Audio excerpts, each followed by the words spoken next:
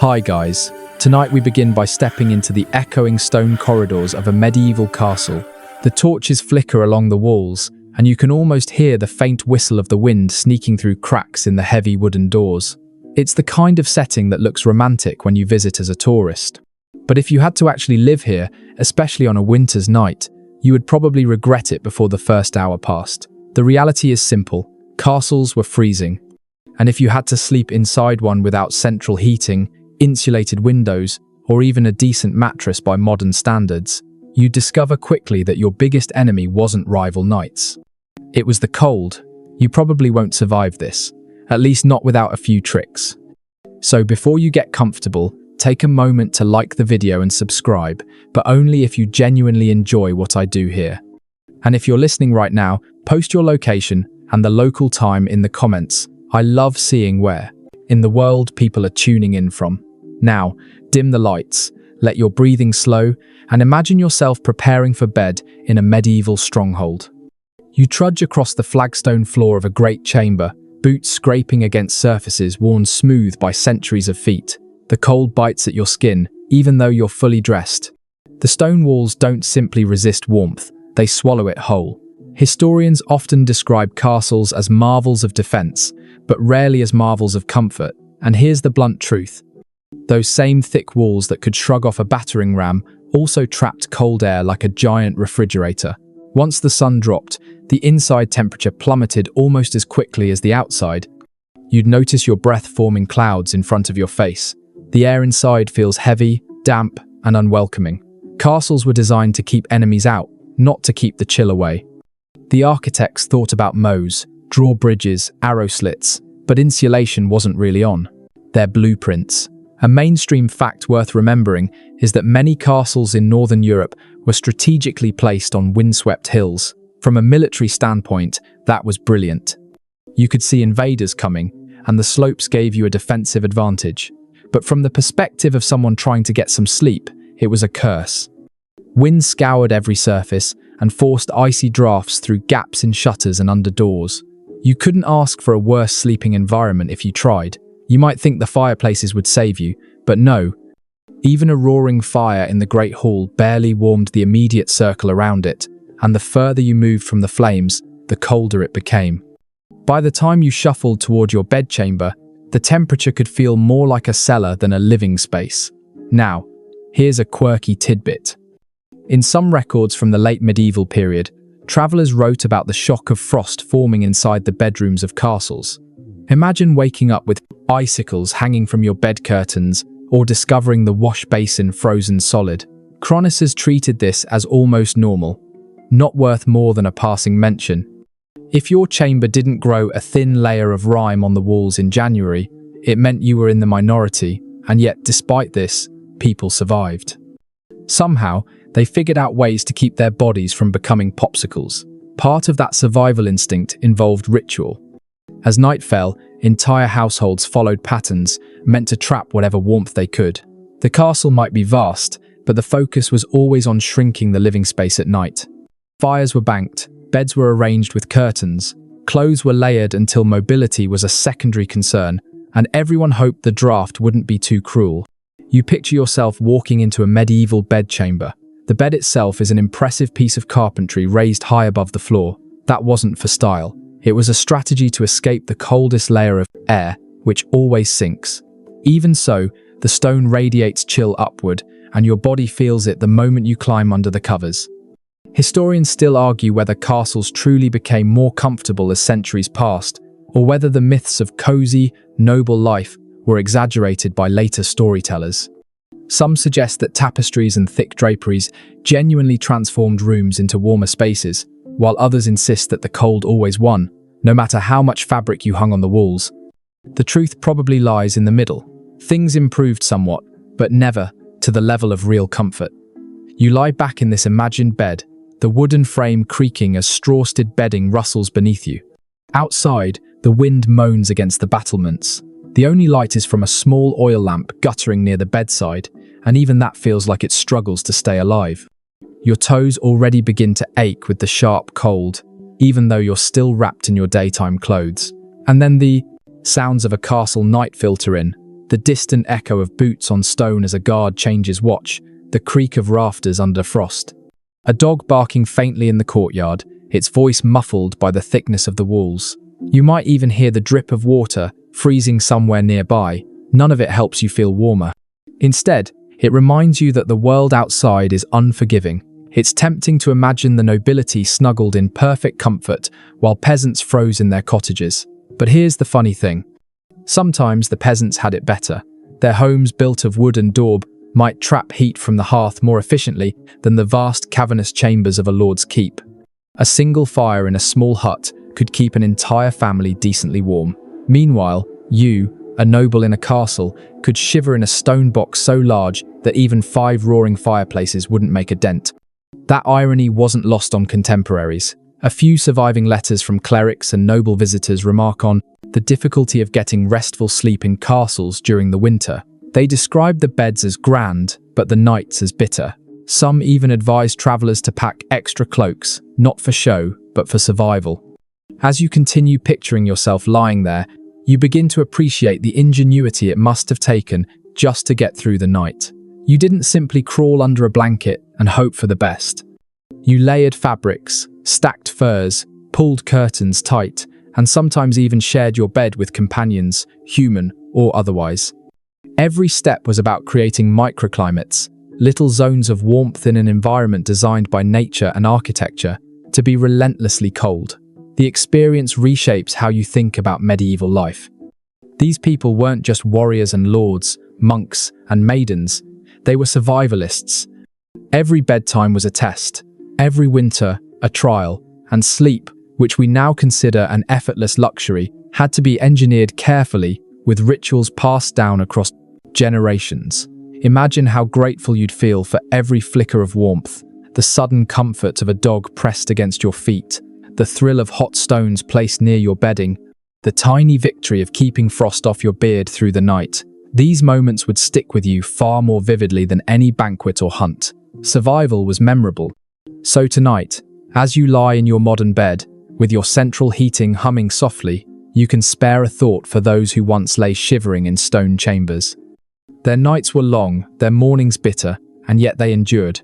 They found a way to sleep in places that should have been uninhabitable. That ingenuity is what we'll continue to explore layer by layer, trick by trick, as this story carries you deeper into the medieval night. You step into the Great Hall now, the beating heart of any medieval castle. If the bedchamber was a tomb of stone and draughts, this place is at least alive with flickers of warmth. Long trestle tables stretch across the floor, their wooden surfaces polished by countless elbows and tankers. The air smells of roasted meat, spilt ale, damp wool, and smoke that never fully leaves the rafters. The fire in the central hearth roars brightly, a defiant square of orange heat against the creeping winter darkness. This is where the castle felt most alive after sunset. People gathered here, not only for food, but also to absorb as much warmth as possible before retreating to their icy chambers. Servants dart back and forth carrying trenchers of bread, jugs of ale, and great platters of steaming pottage. Dogs scavenge underfoot, tails wagging, hoping for scraps. The hall is loud, almost raucous with laughter, song, and the clattering of knives against plates. For a little while, you forget that outside the wind howls across the battlements and frost is forming on the windows. Here's the plain fact. The Great Hall was the only space in most castles where heating was even remotely successful. A huge open hearth dominated the center or end of the room, and the fire was fed almost constantly in winter. Logs, sometimes entire tree trunks, were hauled in to keep it going. If you had rank, you claimed a seat near it, basking in that golden glow, while servants or less fortunate souls shivered along the edges. But here's the catch. Even in this grand room, the heat only traveled so far. The farther you sat from the flames, the colder the air became, until it felt as though the walls themselves breathed out frost. Heat rose upward, trapped in the smoke-stained rafters, while those on the floor wrapped themselves in cloaks and huddled together. In truth, only a lucky few were ever warm, and everyone else pretended to be. One quirky tidbit that chroniclers mention is that feasts sometimes doubled as strategic heating sessions. Nobles scheduled their largest gatherings during the bitter months. knowing that the body heat of hundreds of guests, combined with the fire, would turn the great hall into something approaching cozy. In some accounts, it's even said that servants were told to stand closer together simply to generate extra warmth. You could say that feasting was as much about survival as it was about merrymaking, but the glow of the hall didn't last. When the feast wound down, the minstrels packed away their instruments, and the guests staggered off to their beds. The fire was eventually allowed to burn low. Embers glowed red. A last stand against the cold, and shadows grew long on the stone walls. That heat you clung to during the evening dissipated quickly. Within an hour or two, the great hall itself would fall back into frigid silence. Imagine yourself now. You're lingering by the fire, unwilling to leave, stretching your hands to soak up every last spark of warmth. Your cheeks glow hot, but the back of your body already feels the cold creeping in, reminding you of what waits upstairs. The smoke stings your eyes and clings to your hair, but you still dread the moment when you have to climb the spiral staircase to your chamber. Historians still debate whether some castles developed more sophisticated heating systems for their great halls. A few argue that vents and flue allowed the warmth to circulate, especially in later centuries. Others suggest this is wishful thinking, pointing out that medieval building technology simply didn't prioritize comfort. The consensus leans toward the harsher truth. The Great Hall was warm only in the immediate vicinity of the fire and nowhere else. Even the acoustics reminded you that this wasn't a cozy lodge, but a cavernous chamber of power. Every laugh echoed, every footstep amplified, until the soundscape itself seemed too large, too cold. And when the hall emptied, the silence became oppressive, like sitting in the belly of a sleeping giant. One of the most telling images is the transition itself. The walk from the Great Hall to your bedchamber, picture leaving the golden firelight, stepping into a narrow passage lit by a single torch. The draft hits you instantly, a knife of cold air, rushing through arrow slits and unsealed doorways. Your breath fogs again. The warmth you just carried in your bones drains away as though the castle itself is feeding on it. That shift from one room of temporary comfort to the endless chill beyond defined medieval nights. Sometimes, nobles lingered so long in the Great Hall that they practically slept there.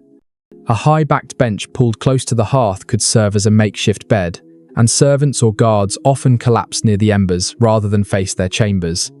To sleep near the fire was to risk sparks, smoke, and restless noise, but compared to the icy stone above, it was still tempting. Another curious note from the records. Travelers often complained more about the journey from the Great Hall to the sleeping quarters than the sleep itself.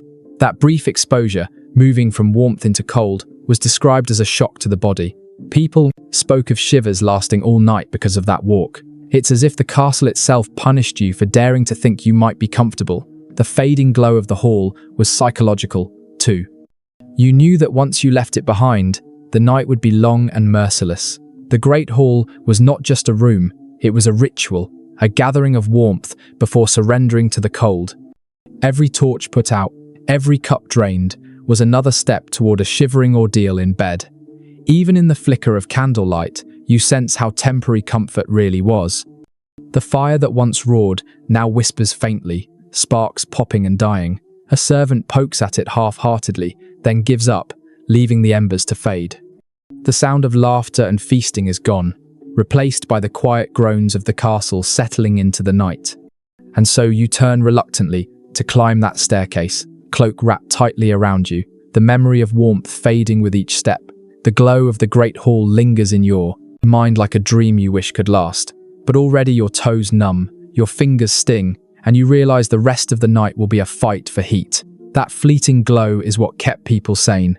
The ritual of gathering, feasting, and basking in firelight before the cold reclaimed its territory. Without the Great Hall, the castle would have been unbearable.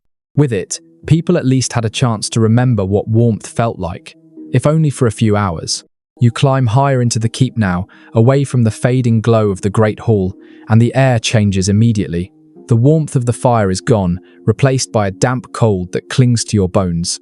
The walls are thick, thicker than anything you've seen in modern houses, sometimes 12 feet of stone, separating you from the outside world. At first, that sounds like protection.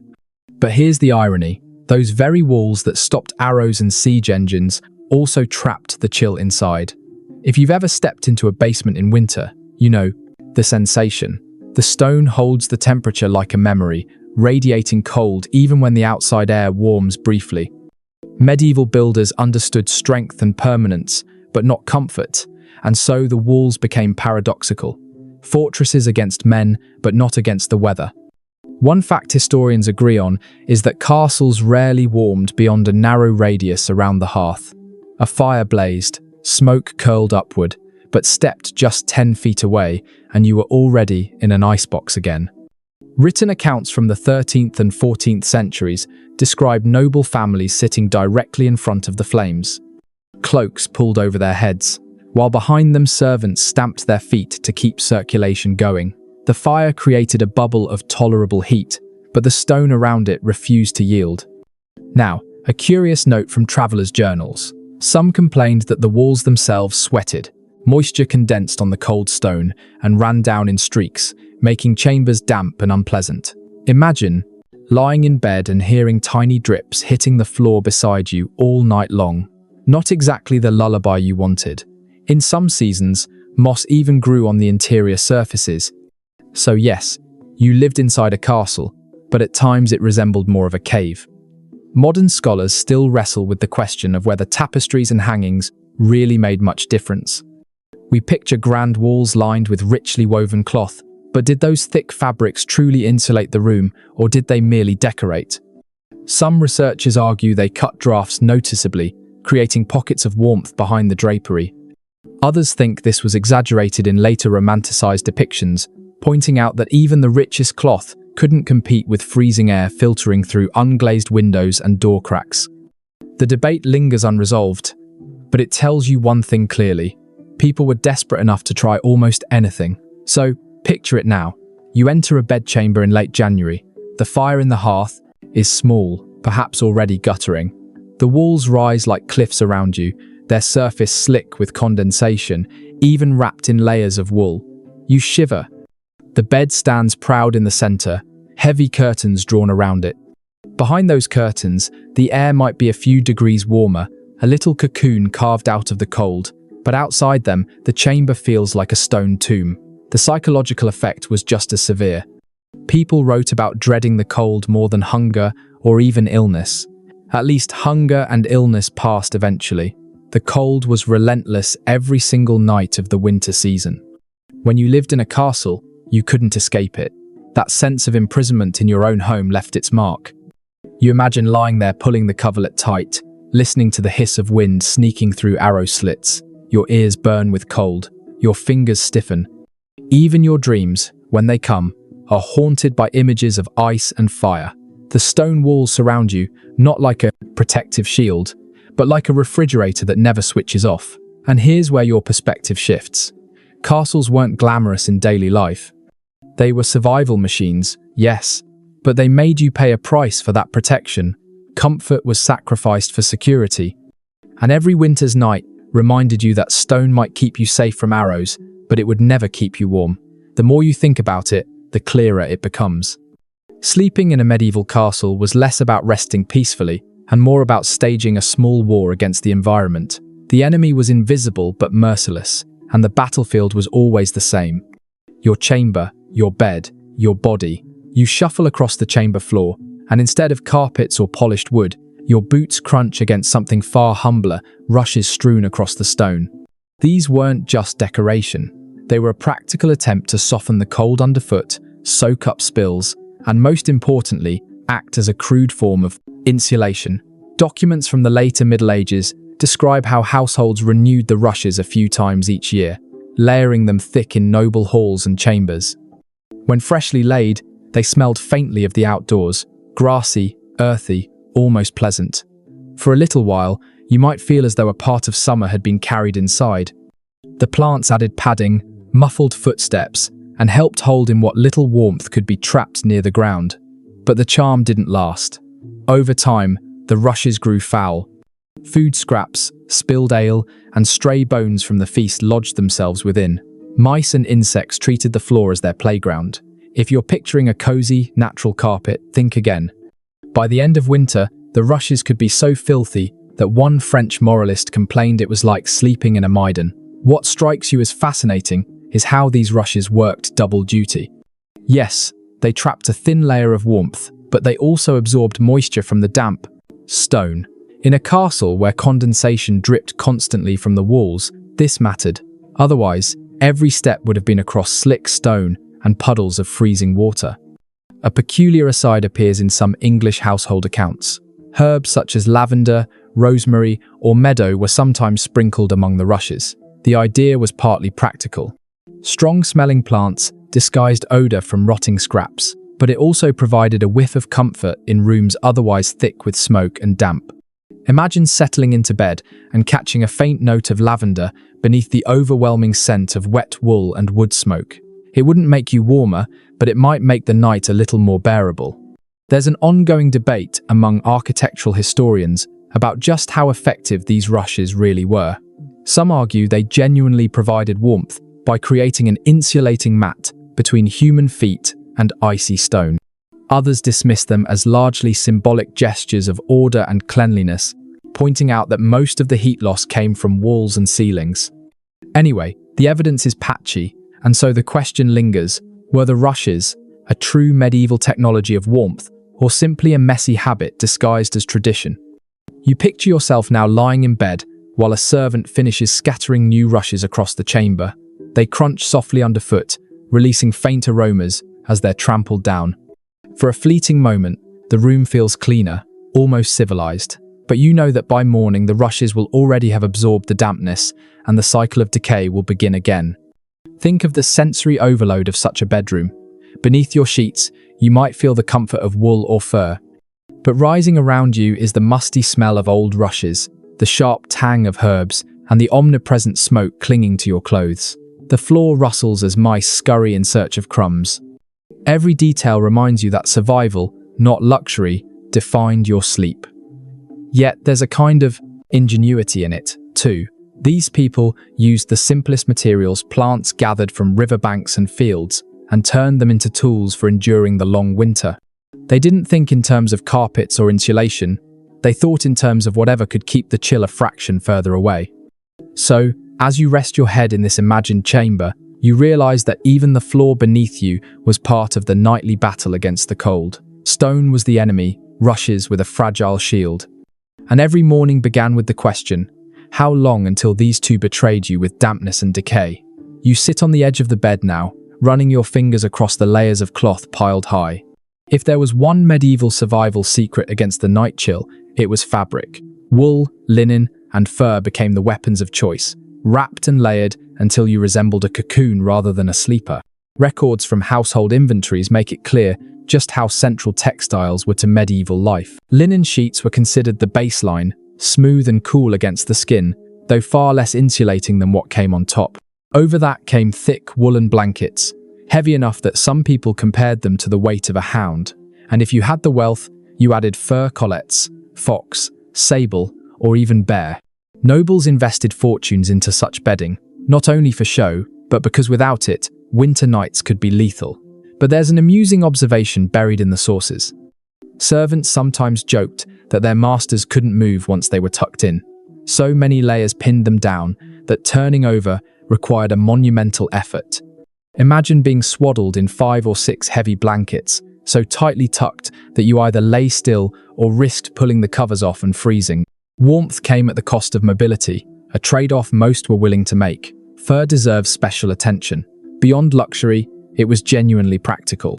Arctic fox pelts, marten skins, and sheepkin all provided dense warmth. One chronicler describes a noble woman in Burgundy who refused to travel without her Iran-lined bed covers, even in summer, because she feared catching chills at night. To us, it sounds absurd, but in an age where drafts sliced through every room, paranoia about cold was entirely rational. A strange custom pops up in certain households. Some people believed sleeping under too much linen was unhealthy because linen was thought to draw out the body's heat. To balance this, they deliberately layered wool, or fur, above and below, creating what we might call a textile sandwich. The idea was that linen cooled, wool heated, and fur trapped it all in.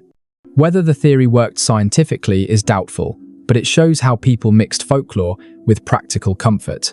Scholars continue to puzzle over the social meaning of these textiles. Was fur really about survival, or was it mostly status signaling? On one hand, inventories prove that wealthy nobles collected enormous numbers of fur collets. On the other hand, poor families survived without them, relying on coarse wool instead. Some historians argue that furs were primarily symbols of power and rank, while others maintain they were a crucial necessity in drafty castles. The truth likely sat somewhere in between. They were both life-saving tools and markers of prestige. Now imagine yourself beneath these layers. The wool itches faintly against your skin, rougher than modern textiles. Above that, the fur feels dense and almost suffocating, but at least it keeps the cold at bay. The blankets press you into the straw mattress with their sheer weight. You shift, but only slightly. Any bigger movement would invite icy air into the cocoon. Your breath warms the space around your face. While the rest of you relies entirely on the barrier of cloth, the silence of the room amplifies every sensation. The rustle of linen, the coarse scratch of wool, the faint musky odor of animal pelts. There's something intimate and primal about it. You are wrapped in the skins and fibers of the natural world. Every thread and hair, a reminder that survival depends on turning the environment itself into armor. And in that thought lies the essence of medieval sleep. To rest was to build a fortress inside a fortress, not with battlements and moats, but with sheets and furs. Each night you barricaded yourself against the cold with whatever textiles you could muster. Without them, even the most magnificent castle chamber would feel like the inside of a crypt. So, as you lie there in this imagined cocoon, you begin to understand the nightly ritual. Gather layers, weigh yourself down, and hope they hold until morning. The cold might rattle the shutters, creep through the stones, and swirl around your bed, but inside the fortress of fabric, you stood a fighting chance. The bed itself was more than a piece of furniture. It was a machine designed to create a small, livable climate inside an otherwise hostile room. When you draw back the heavy curtains of a medieval four-poster, you aren't just peeking into someone's private sleeping space. You're stepping into a micro-world built for survival. Detailed inventories from noble households show how important these great beds were. Unlike the simple pallets of peasants, these frames rose off the ground, tall as a person, carved from oak or walnut. The posts stood like pillars, often ornately decorated, and stretched upward to support a canopy. That canopy wasn't only decorative, it was practical. By draping curtains down the sides, you trapped your own body heat inside. It turned an icy chamber into something faintly resembling warmth. Think of it like a medieval tent inside your bedroom. Once the curtains were closed, the difference could be dramatic. The heat from your breath, from your body, from the thick bedding, all collected within a drafty room where the temperature might hover just above freezing. Those extra few degrees could mean the difference between a miserable night and something tolerable. There's an off-cited record from a French duchess who traveled with her bed dismantled and packed on carts. Why go to that trouble? Because the bed wasn't just furniture, it was life support. To sleep in an unfamiliar castle or abbey without your own canopy and curtains was to risk shivering all night long. A curious detail crops up in some English sources. The curtains themselves were sometimes waxed or lined with oiled cloth to block drafts more effectively. Imagine pulling those curtains closed. The fabric heavy, faintly smelling of beeswax or resin. They didn't just block the cold. They also created darkness, muffling sound and light, giving the illusion of privacy in rooms that were rarely truly private. Modern scholars still discuss how effective these beds really were. Did they genuinely warm sleepers, or do later romantic depictions exaggerate their usefulness? Archaeological evidence suggests the curtains were thick and layered, so there's reason to believe they worked. Yet, some argue the warmth was psychological as much as physical, the feeling of being enclosed, sheltered, hidden away from the cavernous cold. The debate continues, but what remains certain is that people believed in their importance so strongly that portable beds became a noble necessity. Now, picture yourself sliding into one. The bed cacks under your weight, the straw mattress rustles, and then you reach to pull the curtain closed. Instantly, the air feels different. Still cold, yes, but no longer assaulted by drafts from the arrow slits. Your breath fogs less quickly. Your body relaxes into the layered covers, and you sense that you might actually fall asleep. The curtain muffles the faint drip of water from the walls, the distant cough of a servant in the hallway, even the bark of a dog outside. Inside, it smells of fabric and fur, faintly musky, but comforting. You hear only the rustle of your blankets when you shift. The chamber beyond may be vast and inhospitable, but here, in your bed, you've carved out a pocket of life against the elements. It wasn't foolproof. Some nights the curtains froze stiff where condensation collected. Other nights the smoke from the hearth drifted inside, choking you awake. But for most nobles, the four-poster canopy bed represented the best defense available against the nightly siege of cold. And this is where you realize the ingenuity of medieval people wasn't in grand inventions, but in small, clever adaptations. No central heating? Then build a private climate bubble. No insulation? Then hang thick curtains and seal yourself in. Every night was a negotiation with the cold, and the canopy bed was the closest thing to a truce. Imagine lying there now. Your eyelids heavy, the world beyond the curtain fading into silence. The chamber is still cold, the castle still drafty, but you've made a space where survival feels possible. You drift towards sleep, not because the night has grown warmer, but because you've managed, through fabric and wood, to outwit it just enough. Beneath all those blankets and curtains, the foundation of your night's rest was still the mattress itself. What lay under you could determine whether you passed the night in some level of comfort, or whether you woke aching, frozen, and cranky. In the Middle Ages, bedding came in many forms, but two stood out: the feather bed and the straw tick. The feather bed was the luxury choice. Imagine sinking into a sack stuffed with goose or duck feathers, soft and pliable, cradling your body with warmth. Inventories from noble estates often list multiple feather beds, carefully stored and moved with the household whenever the lord travelled. A well-stuffed feather mattress could be so thick that one sat nearly a foot above the bed frame, a bouncy cushion in an otherwise unforgiving chamber.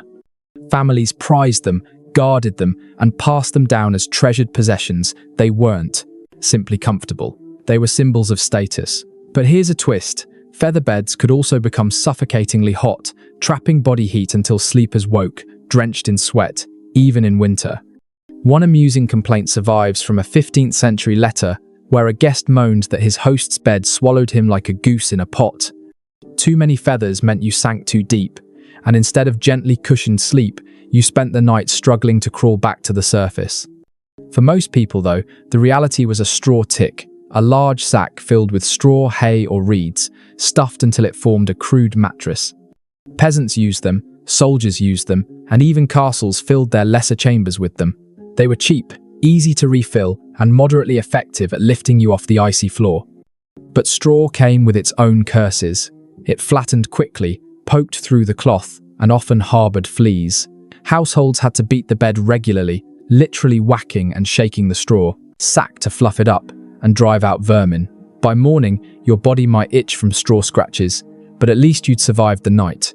Contemporary sources note a strange detail.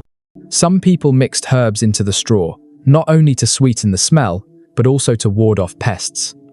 Lavender, mint, or pennyroyal might be tossed in, leaving a faint fragrance that masked the sour odor of damp hay. If you've ever slept on a straw-stuffed mattress, you know the smell never quite leaves. It lingers, earthy and musty, seeping into clothes and hair. Researchers still debate just how common feather beds really were.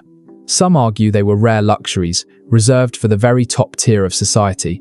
Others point to records showing middling households owning at least one feather bed, suggesting they were more widespread than assumed. The disagreement comes down to patchy evidence, but what it reveals is that sleeping surfaces matter deeply enough to be meticulously recorded. Imagine yourself lying down on a straw tick in a drafty chamber. The sack rustles beneath you, uneven lumps pressing against your back. Each shift releases a puff of grassy scent, mixed with the faint sharpness of herbs. You hear the tiny scurry of mice somewhere within the rushes on the floor, and you wonder if they'll pay you a visit. The blankets above press heavy, but the straw below reminds you that comfort in this age was never guaranteed. Now picture the alternative, a feather bed in a noble room. You sink deep into the softness, your body embraced by down. It feels heavenly until the warmth grows stifling. The feathers shift, and you roll into a hollow that cradles you a little too tightly. You push at the blankets, searching for fresh air, but the curtains trap everything in. You fall back asleep anyway, knowing this discomfort is still 1,000 times better than straw. The choice between straw and feathers mirrored the medieval social ladder. To lie on feathers was to belong to the privileged. To lie on straw was to accept necessity. Both, however, were responses to the same challenge, keeping the body alive in cold, unforgiving stone chambers. And so, as you drift off in your imagined bed tonight, you realize that medieval sleepers were never passive. Every mattress, whether humble or grand, represented effort, adaptation, and a small victory over the cold. You didn't just collapse into bed, you made a strategic decision: sink into feathers or endure straw, all in the hope of surviving until dawn. Even the most carefully built bed, with its curtains, feather mattresses, and heaps of blankets, couldn't always guarantee survival on its own. What made the difference on the coldest nights wasn't furniture, it was company. Sleeping alone in a stone chamber meant your body heat simply bled into the walls. Sleeping beside others meant warmth multiplied. Bodies acting like radiators pressed together in the dark. Noble families understood this, though they rarely admitted it openly. Servants often slept in adjoining rooms or even on pallets at the foot of the master's bed. The arrangement wasn't only about service or security, it was also practical. More people in a space meant higher temperatures, even if only by a few precious degrees. You might not notice the warmth at first. But come midnight, when frost gathered on the inside of the shutters, every extra body counted. Accounts from medieval monasteries reveal that monks slept in long rows, their cots or straw beds side by side in drafty dormitories. The reasoning wasn't solely communal discipline, it was also survival. In those crowded quarters, body heat created a layer of insulation, however thin. The same principle applied in barracks, where soldiers huddled in rows, cloaks pulled tight, trusting that together they'd resist the chill better than alone. A curious anecdote comes from a 14th century English manor. One nobleman's will specifically ordered that his favourite squire be granted a place near his lord's chamber fire at night. Scholars interpret this not only as a mark of favour, but as an admission that the warmth of companionship was as valuable as inheritance. To be invited to share a bed or chamber was not merely intimacy, it was a privilege of warmth. There was, of course, another layer to the practice. Animals, dogs in particular, became literal heaters. The phrase "a three-dog night" may come from much later folklore, but the idea is rooted in reality. Medieval people often allowed hounds into the bed, not only for companionship, but because the animals radiated heat. A couple of large mastiffs curled at your feet might mean the difference between numb toes and comfort. Travelers even recorded that in some inns, guests slept packed together with dogs, goats, or even sheep beside them. The smell was intense, but warmth trumped fragrance. Scholarly debate continues over just how socially acceptable bed sharing was among nobles.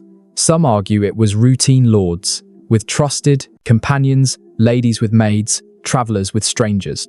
Others insist that, among the elite, such intimacy was limited and carefully controlled, with servants relegated to nearby pallets rather than inside the bed itself. What is clear, however, is that in lower classes, bed sharing was normal. Families piled together, parents, children, and often grandparents, forming a tangle of limbs under a single heap of blankets.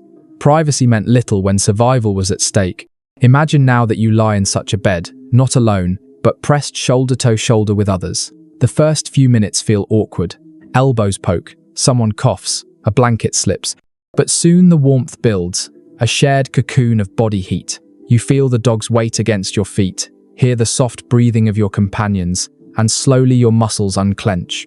The castle may howl with wind, but inside this cluster, you almost believe in comfort. Of course, this came with drawbacks.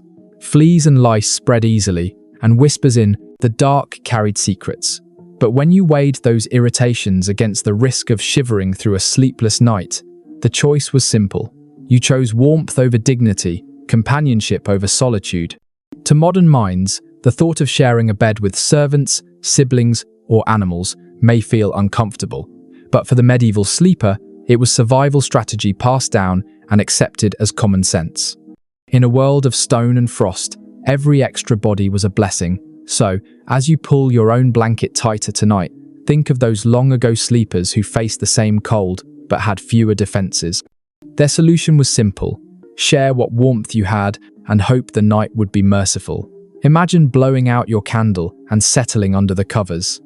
It isn't just the blankets or the bed curtains that keep you alive tonight, it's also what you're wearing. Unlike the modern custom of slipping into pajamas or even nothing at all, medieval people often went to sleep nearly as bundled up as they were by day. Clothing itself became part of the insulation system. Household accounts and surviving garments show that the staple bedtime attire was the nightshirt, a long, loose linen garment resembling an oversized tunic. Linen might not sound warm to you, but it was the practical choice. Easy to launder compared to wool, relatively smooth against the skin and breathable. Over that, you might throw on an extra wool, tunic, or even a cloak, depending on the severity of the cold. To medieval minds, the more layers the better, but one detail stands out: the nightcap or coif. These were small cloth caps tied under the chin or simply pulled snugly over the head. Why such an emphasis on covering the skull? Because it was widely believed, quite sensibly, that most body heat escaped through the head. A medieval sleeper without a coif was like a knight without armor, dangerously exposed. Illuminated manuscripts even show figures tucked into bed with their heads neatly wrapped, looking more like they're ready for travel than for dreams. The nightshirt itself could vary in length. Poor families wore what they had, often their under-tunic repurposed for sleeping.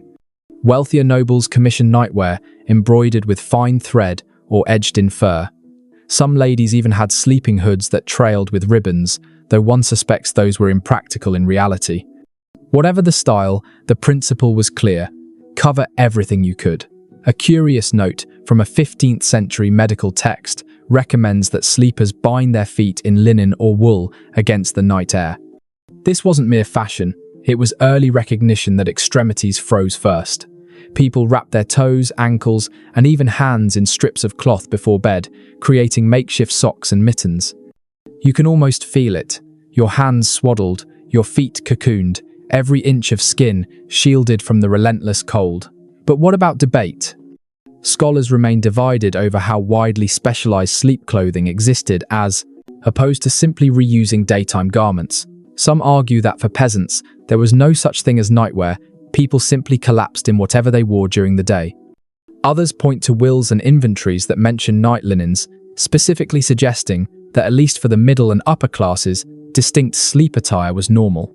Both views hold truth depending on rank and region, but all agree that covering up at night was non-negotiable. Now, picture yourself preparing for bed in this way. You strip off your heavier outer layers, slip into a long linen shirt, and tug a cap snugly over your ears. The air nips at your neck until you pull the blankets up. Every fiber of fabric adds a tiny layer of defense, and together they form a cocoon. The bed might be drafty, the room freezing, but at least your body has become a fortress of cloth. The sensory details are vivid. The linen is cool and faintly scratchy at first, warming as your skin heats it. The wool smells faintly of sheep, and lanolin, earthy but reassuring. Your cap presses gently around your head, muting sound and making you feel enclosed. You wriggle into position, swaddled like a parcel, and wait for sleep to come. There was another reason for night clothes beyond warmth: modesty. In a world where bed sharing was common, being half-dressed or naked was unacceptable. Even married couples were often depicted in manuscripts wearing caps and long shirts in bed. It wasn't just about surviving the night, it was about propriety. And so whether you were a lord, a lady, a servant, or a soldier, your nightshirt and coif served a social function as much as a practical one. Think of the rhythm of such nights. The ritual of dressing not down but up, layering more cloth, tying knots, and smoothing wrinkles before extinguishing the light. In our modern sense, nightwear is associated with relaxation. For the medieval sleeper, it was armor against the elements. So, As you tug your own blanket tonight, think of those long-ago figures who climbed into bed, looking more like travelers than dreamers.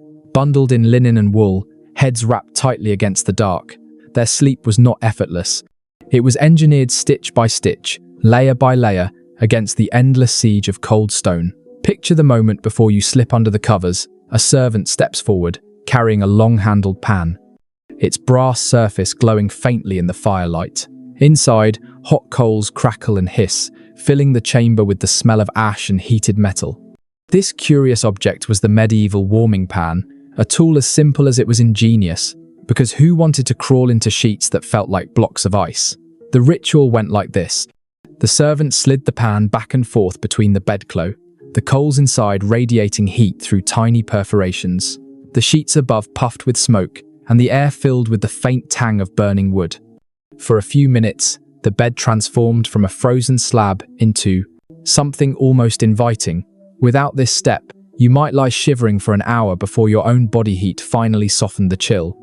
Surviving inventories from noble households list warming pans alongside candlesticks and chamber pots, ordinary tools of nightly life. They weren't rare, they were expected. By the late Middle Ages, wealthy homes across Europe treated them as essential in winter. A chamber without one was either neglected or occupied by someone low enough in status not to merit the luxury. But these pans carried hazards too. Contemporary letters complain of sheets scorched black, or even set ablaze when servants left the pan in one place too long. Imagine sliding into bed only to discover a smoking hole where your linen should be.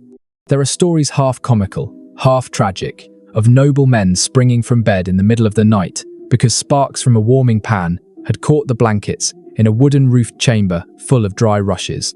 Such accidents were no small matter. One particularly odd account from Italy describes sprinkling aromatic herbs directly onto the coals before warming the bed. The smoke left behind was thought to purify the air and ward off disease. You can almost smell it now. Lavender and rosemary mingling with the sharp tang of embers, clinging to the fabric as you finally climb beneath it.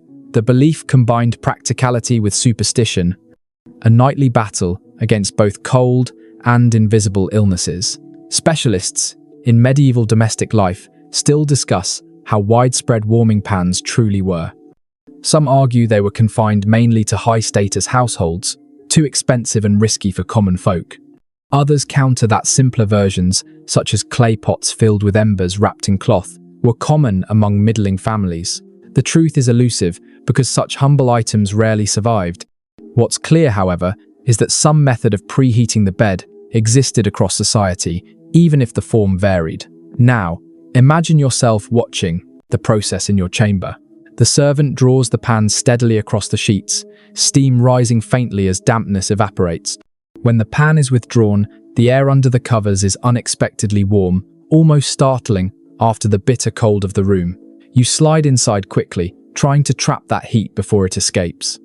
For a few minutes, the cocoon feels blissful, as if you've stolen a pocket of summer in the heart of winter, but it doesn't last. The warmth fades rapidly, replaced once more by the relentless chill of the castle walls. The trick was never about keeping you comfortable all night. It was about making the first moments of sleep bearable. Once your body relaxed, once exhaustion overcame the shivering, you were more likely to drift into slumber and let your own heat do the rest. The warming pan was a symbol of compromise. Never enough to solve the cold entirely, but enough to buy you a start. In a way, it was like striking a bargain with the night. Give me a few minutes of comfort, and I'll endure the rest. As you imagine yourself lying there, drifting off with the faint scent of embers still clinging to your sheets, you realize just how ritualized medieval sleep really was. Every evening involved a choreography of tools, garments, and gestures. The warming pan wasn't a luxury for show. It was part of the survival kit, and without it, many nights would have begun in misery rather than rest. You stir in your imagined bed, tugging the heavy blankets closer, when suddenly you feel a weight press against your legs. A warm, solid shape curls into the crook of your knees, sighs contentedly, and settles down for the night. It isn't another person. It's a dog, or perhaps two, maybe even three, if you were lucky. The practice of letting animals share the bed was far from unusual. Dogs especially were not just guardians of property or hunting companions. They were heaters. Their thick coats radiated warmth, and their loyalty meant they would stay near their masters through the long hours of the dark. A castle chamber that felt like an ice cave could become significantly more bearable, with a few hounds snuggled up at your feet. Wills and household records from the later Middle Ages occasionally mentioned small lapdogs gifted to noble women, not only for companionship, but for warmth in bed. These comfort dogs, as we might call them now, were pampered creatures, brushed and perfumed, but their most important role was to chase away the chill of winter nights. Larger breeds, meanwhile, stretched out like furry logs across the bottom of the bed, protecting toes from frostbite. There is even a curious reference from Scandinavia, describing how travelers in winter inns often requested to sleep in stalls with animals, rather than in the unheated guest rooms. Horses, cattle, and sheep produce so much heat that sleeping near them was preferable to a lonely bed in stone. Imagine drifting off to the steady breathing of a cow beside you, the air heavy with the smell of hay, but your body warmed by the sheer heat of its bulk. Not glamorous, but effective. Dogs, however, carried a special intimacy. A medieval proverb in French claims that a faithful dog keeps the frost away from his master's heart. It's both literal and poetic. The animal's warmth sustained the body, while its presence soothed the spirit in lonely, drafty castles. Scholars remain divided on how universal this practice was. Some maintain that allowing animals in noble beds was frowned upon in formal households, relegated to private indulgence rather than open custom. Others argue the evidence suggests it was widespread, especially in rural or frontier castles, where survival mattered more than etiquette. The debate circles around whether the image of a lady sleeping with a lapdog is romantic exaggeration or practical truth. Now, picture the scene vividly. You lie swaddled in your linen nightshirt and wool blankets, the curtains of the bed drawn tight. Outside, the wind shrieks along the battlements. Your toes ache with cold, until suddenly you feel the warmth of a hound pressed against them. Its fur is coarse, its body solid, and though it carries the scent of the hunt and the outdoors, you welcome it without hesitation. Another dog curls at your side, and soon you are cocooned, not just in cloth, but in living heat. The chamber may still be icy, but inside the bed, the world is transformed. Of course, this came with inconveniences. Dogs shed hair, dragged in dirt, and sometimes gnawed on bones hidden under the covers. Insects traveled with them, spreading to their human companions. And yet, the trade-off was worth it. Better fleas than frostbite, better a dirty blanket than a night without sleep. The sensory mix is unforgettable.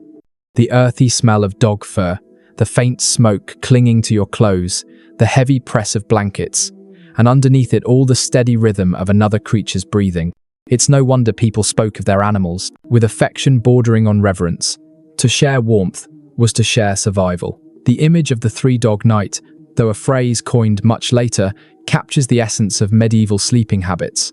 1 dog meant manageable cold, 2 meant serious chill, 3 meant the night was so bitter that even nobles stacked every possible source of heat into the bed. So, as you lie there in your own bed tonight, think of how extraordinary it must have felt for people in castles isolated by stone, assaulted by draughts, surrounded by darkness, to draw strength and comfort from the simple loyalty of an animal curled by their side. In that small exchange of warmth, human and dog kept each other alive through countless winter nights. Pull the curtains back for a moment and step outside the noble chamber in your imagination. Across the courtyard in the shadowed servants' quarters, another world of sleep unfolds. The contrast between peasant and noble slumber was stark, and yet the outcome, survival through bitter nights, was the same goal. Who then truly slept warmer? The answer might surprise you. Nobles had grandeur, feather beds, fur colettes, warming pans, and thick canopies.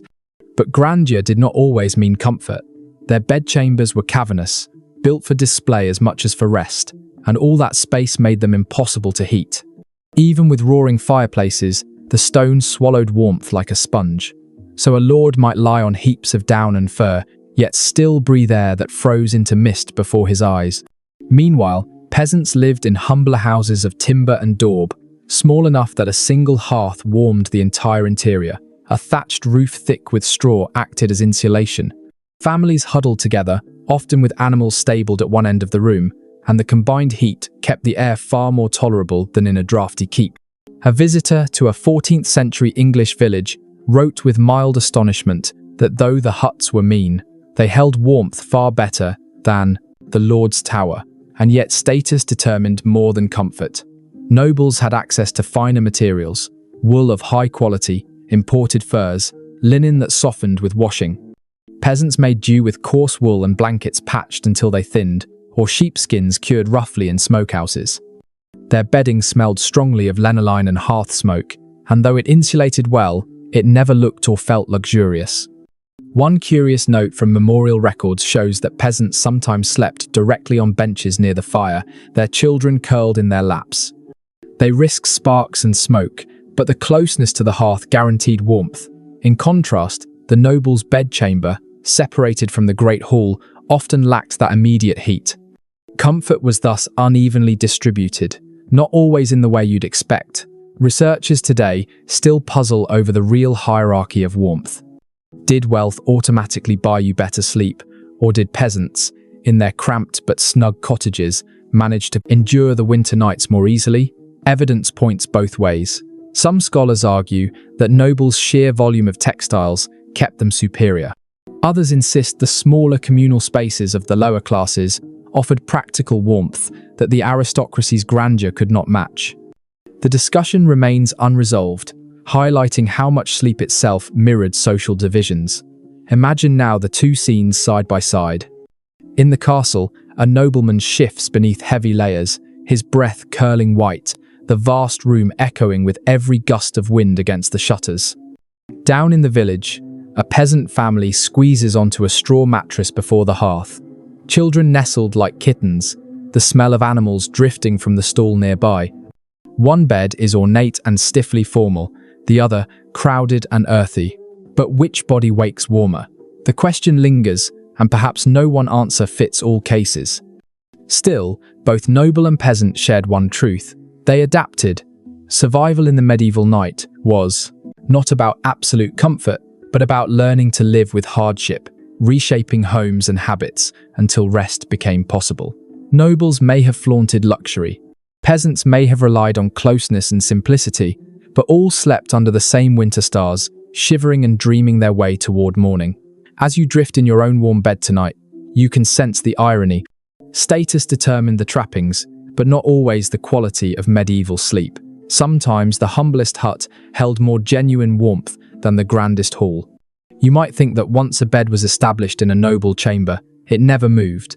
After all, these beds were massive objects, heavy with carved posts and curtains. But in practice, families often shifted where they slept according to the season. Bedrooms were not fixed, timeless sanctuaries. They were flexible spaces chosen for their relationship to sunlight, fire, and wind. In other words, you chased the sun in winter and fled it in summer. Documents from noble estates reveal this habit plainly. Some castles had winter chambers and summer chambers, not because people wanted a change of scenery, but because the physics of warmth demanded it. In cold months, families moved into rooms with southern exposure, where the weak sun struck through the windows for a few precious hours each day. The walls there stored a little more heat, the air felt a little less hostile, and waking up wasn't quite so brutal. Come summer, they abandoned those sunlit spaces and retreated into north-facing rooms, darker and cooler. There is a well-documented example in the accounts of Edward IV's household, where entire beds and furnishings were moved seasonally. Servants carried feather beds, linens, and tapestries from one chamber to another, creating temporary nests wherever the king chose to rest. It was a logistical ordeal, but for those living in stone palaces, mobility was essential to survive. A curious note survives from a Byandian courtier who complained in a letter that he lost his chamber to the frost one year. The walls, he said, grew so damp and cold that he refused to sleep there, choosing instead a narrower room facing the rising sun. His phrasing reminds us that in castles, the building itself was an adversary. Rooms were conquered by cold, surrendered, and retaken with the seasons. Archaeologists and architectural historians still debate whether every castle truly offered multiple seasonal chambers, or whether this was a luxury of the grandest estates.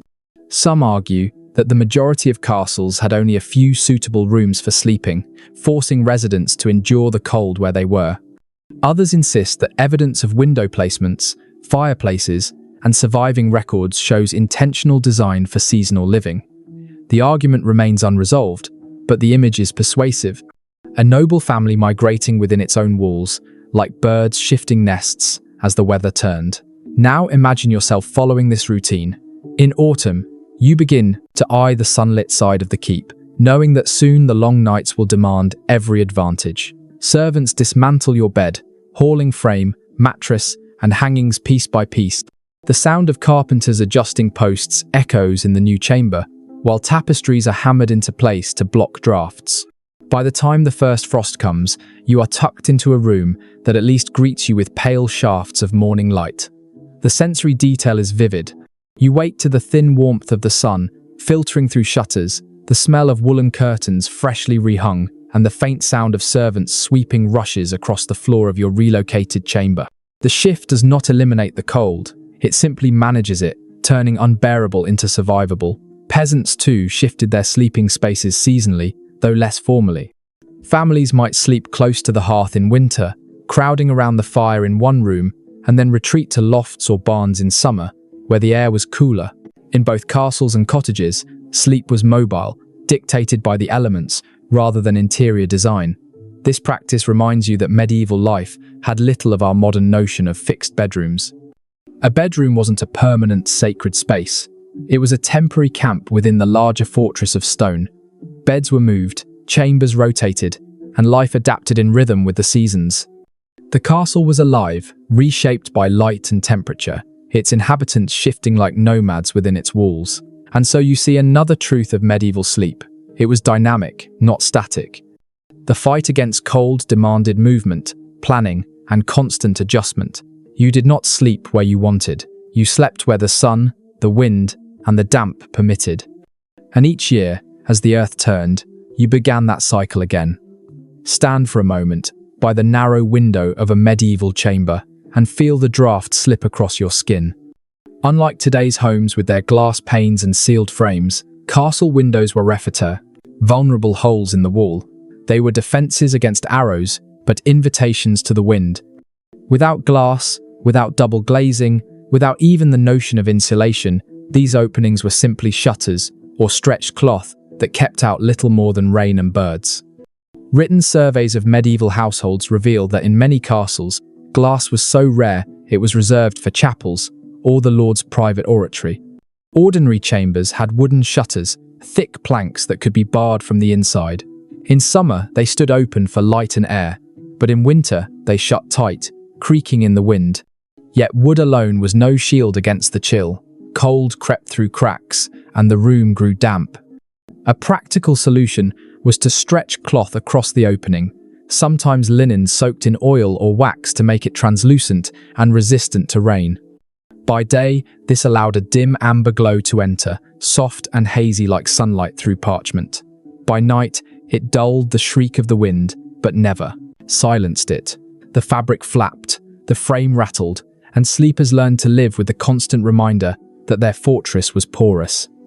One intriguing reference comes from a 13th century French household account describing horn windows.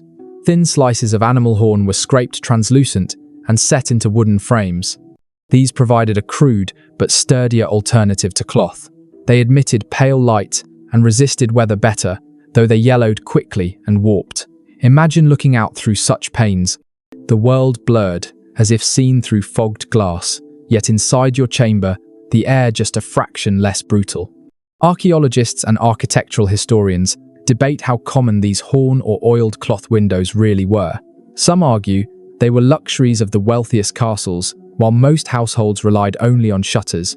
Others suggest that by the later Middle Ages, they were surprisingly widespread in Northern Europe. The evidence is fragmentary, but the very existence of debate reminds us how desperate people were to improvise barriers between themselves and the cold. Now picture yourself at such a window. The shutter is drawn, the cloth tacked across the frame, and still a sharp line of frost forms along the sill. Your breath clouds as you lean near it. Outside, the snow reflects the moon. But inside, you hear the faint rattle of wood and the moan of wind searching for a gap. No matter how carefully you hang your bed curtains, you know the draft will find its way to you. The soundscape is haunting. Shutters banging in a distant corridor, fabrics snapping faintly like sails, servants muttering as they stuff rags into cracks. Some households even pressed moss or clay into gaps around the frames as makeshift insulation. It was messy, unsightly, and temporary. But when the night dipped below freezing, any measure was better than none. Peasants in cottages faced the same battle. Their houses often had no windows at all, just shutters to close off narrow slits. Some used bladder membranes from animals stretched thin to let in light. The effect was eerie. Rooms glowed faintly, but with distorted shadows, as if the world outside were behind a veil. At night, though, even these coverings hardened with frost, turning translucent sheets into brittle ice. For nobles, the irony was bitter. Their high towers gave them status and defense, but also exposed them to cutting winds. Guests sometimes remarked that the higher they slept, the colder they felt. A peasant in his low hut might envy the wealth of a lord, but not the draft whistling through a tower chamber window. And yet there was beauty too. Imagine lying in bed on a moonlit night. The shutters cracked just enough to let silver light wash across the floor. The cold seeped in. Yes, poetry of shadows. The silhouette of branches against the curtain, the faint glow of snow outside. Medieval sleep was a balance of discomfort and wonder, where the harshest nights also offered moments of fragile peace. So when you draw your own curtains tonight, picture those ancient windows. They were less barriers than reminders that no matter how thick the walls, the night always found its way in. Sleep was never about conquering the cold entirely. It was about learning to live with it, draft after draft, until morning broke. You picture yourself approaching the hearth of a castle bedchamber, expecting salvation in the blaze. Surely, a fire in a stone room must mean warmth, but the reality is far less comforting. Medieval fireplaces were enormous, their chimneys yawning wide enough that entire trees could be fed into them. Yet for all their spectacle, they were poor at actually heating the space. The reason was simple physics. The wider the chimney, the more heat escaped directly upward with the smoke. Flames roared, sparks danced, logs collapsed into glowing embers, and yet step more than a few paces away, and your breath still misted in the air. The fire created a bright oasis of heat in its immediate circle. But beyond that, the castle chamber remained bitterly cold. Household records emphasize how much wood this demanded. A single winter week in a large castle might consume entire wagon loads of timber. Forest management became a constant concern, not just for construction, but for fuel. One lord in France complained bitterly in his letters that keeping his great hall warm had emptied the woods faster than any war. Fires devoured resources, yet rarely provided the comfort one imagined. There are amusing accounts too. Guests sometimes joked that noble fireplaces were big enough to roast an ox, but too weak to warm a man. The exaggeration rings true. These hearths provided spectacle, light, and a sense of majesty, but little real relief against the unrelenting chill of stone walls.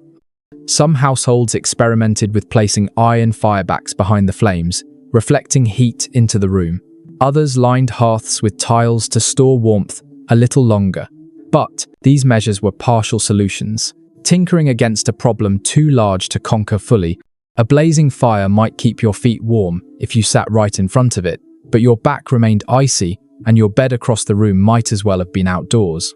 Scholars still dispute how effective castle fireplaces truly were. Some argue they provided meaningful warmth when combined with hangings and heavy furniture, creating a layered system of heat retention. Others contend they were almost symbolic, more about status and ritual than comfort, since most of the energy vanished up the chimney. The truth likely varied from castle to castle, depending on resources, design, and climate. Now imagine yourself in such a room. The fire crackles loudly, spitting sparks onto the hearthstones. Smoke curls upward, leaving a faint tang in the air. Your face feels flushed, prickling with warmth, but your shoulders remain cold. You shuffle closer, holding out your hands until you nearly singe your sleeves. Then, reluctantly, you retreat to your bed across the chamber, only to find the temperature drops with every step. By the time you slip under the blankets, you may as well have been sitting outside. Peasants, by contrast, often benefited more from their smaller hearths. A single central fire in a modest cottage heated the whole interior, smoky though it was. The cramped space meant that flames and bodies together maintained tolerable warmth. The grand, noble fireplaces, by contrast, burned through resources, but left chambers half frozen. Grandeur once again failed to translate into comfort. And yet the ritual of the fire mattered. It wasn't just about heat. It was about gathering, about light, about the reassurance that at least something pushed back against the darkness. People prayed by the fire, shared stories by it, dozed in chairs beside it. Even when the warmth didn't carry across the room, the glow offered psychological safety, a beacon of life in the cavernous cold. So, when you imagine a medieval night, don't think of a roaring fireplace saving you from frost. Think instead of a fragile island of heat in a sea of icy air comfort that lasted only as long as you stayed near, and comfort that disappeared the moment you climbed into bed. The hearth was a performance as much as a practical tool, and the medieval sleeper learned to be grateful for what little it could give. You lean closer to that glowing fireplace, and for a fleeting moment, it feels safe. But then another reality of medieval life asserts itself: smoke. Fireplaces were not clean, efficient machines. They belched fumes, left soot, and filled chambers with a haze that stung the eyes and settled on every surface. To stay warm by fire was to breathe smoke nightly, to accept blackened walls, and to wake with lungs coated in ash. Chroniclers of the time complained bitterly about it. One monk in northern England noted that his cell grew so coated with soot from the hearth that he coughed more than he prayed. Even nobles weren't immune. Court records mention women lamenting ruined gowns and linens, discolored by constant smoke exposure. A newly cleaned tapestry might turn grey within a single winter. The architecture made matters worse. Chimneys were wide, crude shafts without the draft control of modern flue. Smoke didn't always rise politely. It drifted, eddied, and clung to the chamber. If the wind blew the wrong direction, it poured back into the room, leaving everyone inside coughing. Imagine trying to fall asleep, while smoke burned your throat and your eyes watered. A curious observation from travelers' notes is that some people deliberately smeared their walls with lime or clay, not only to brighten interiors, but to hide the streaks of soot. The black residue never truly left, but at least the illusion of cleanliness could be restored for a little while. The smell, however, was permanent, a mixture of charred wood, damp stone, and burned wool that clung to bedding and clothes. Scholars remain divided over just how tolerable these smoky rooms were. Some argue that medieval people simply adapted. Their bodies and expectations hardened to it. Others insist that even contemporaries recognized the health toll, pointing to repeated complaints in medical treatises about choked air and blackened lungs. Perhaps both are true. People endured because they had no choice, but they never stopped grumbling about it. Now imagine yourself lying in bed after such a night. Your hair smells of smoke, your blankets hold the acrid tang of ash, and when you cough, you taste bitterness on your tongue. The bed curtains trap some of it inside, so even your tiny cocoon carries the ghost of the fire. Your chamber may have been warmer than before, but it came at the cost of fresh air. Peasants fared no better. Their cottages often lacked chimneys altogether. Smoke from the central hearth simply rose and filled the rafters, slowly leaking through the thatch. Children grew up in houses perpetually hazed with smoke, their lungs blackened before adulthood, yet people saw it as normal. Some even believed the smoke helped preserve the timber roof, keeping insects away. Survival and superstition blended together in every breath. The sensory experience was overwhelming. Your skin prickled from soot particles. Your eyes watered constantly, and the rushes on the floor gathered black dust. Servants swept endlessly, though the effort felt futile. Every winter was the same. A battle against smoke, a battle against cold, and the knowledge that you couldn't win one without worsening the other. And yet, despite the discomfort, fire was non-negotiable. No one could survive a castle winter without it. So people made their peace. They hung smoky tapestries proudly. They endured coughing fits.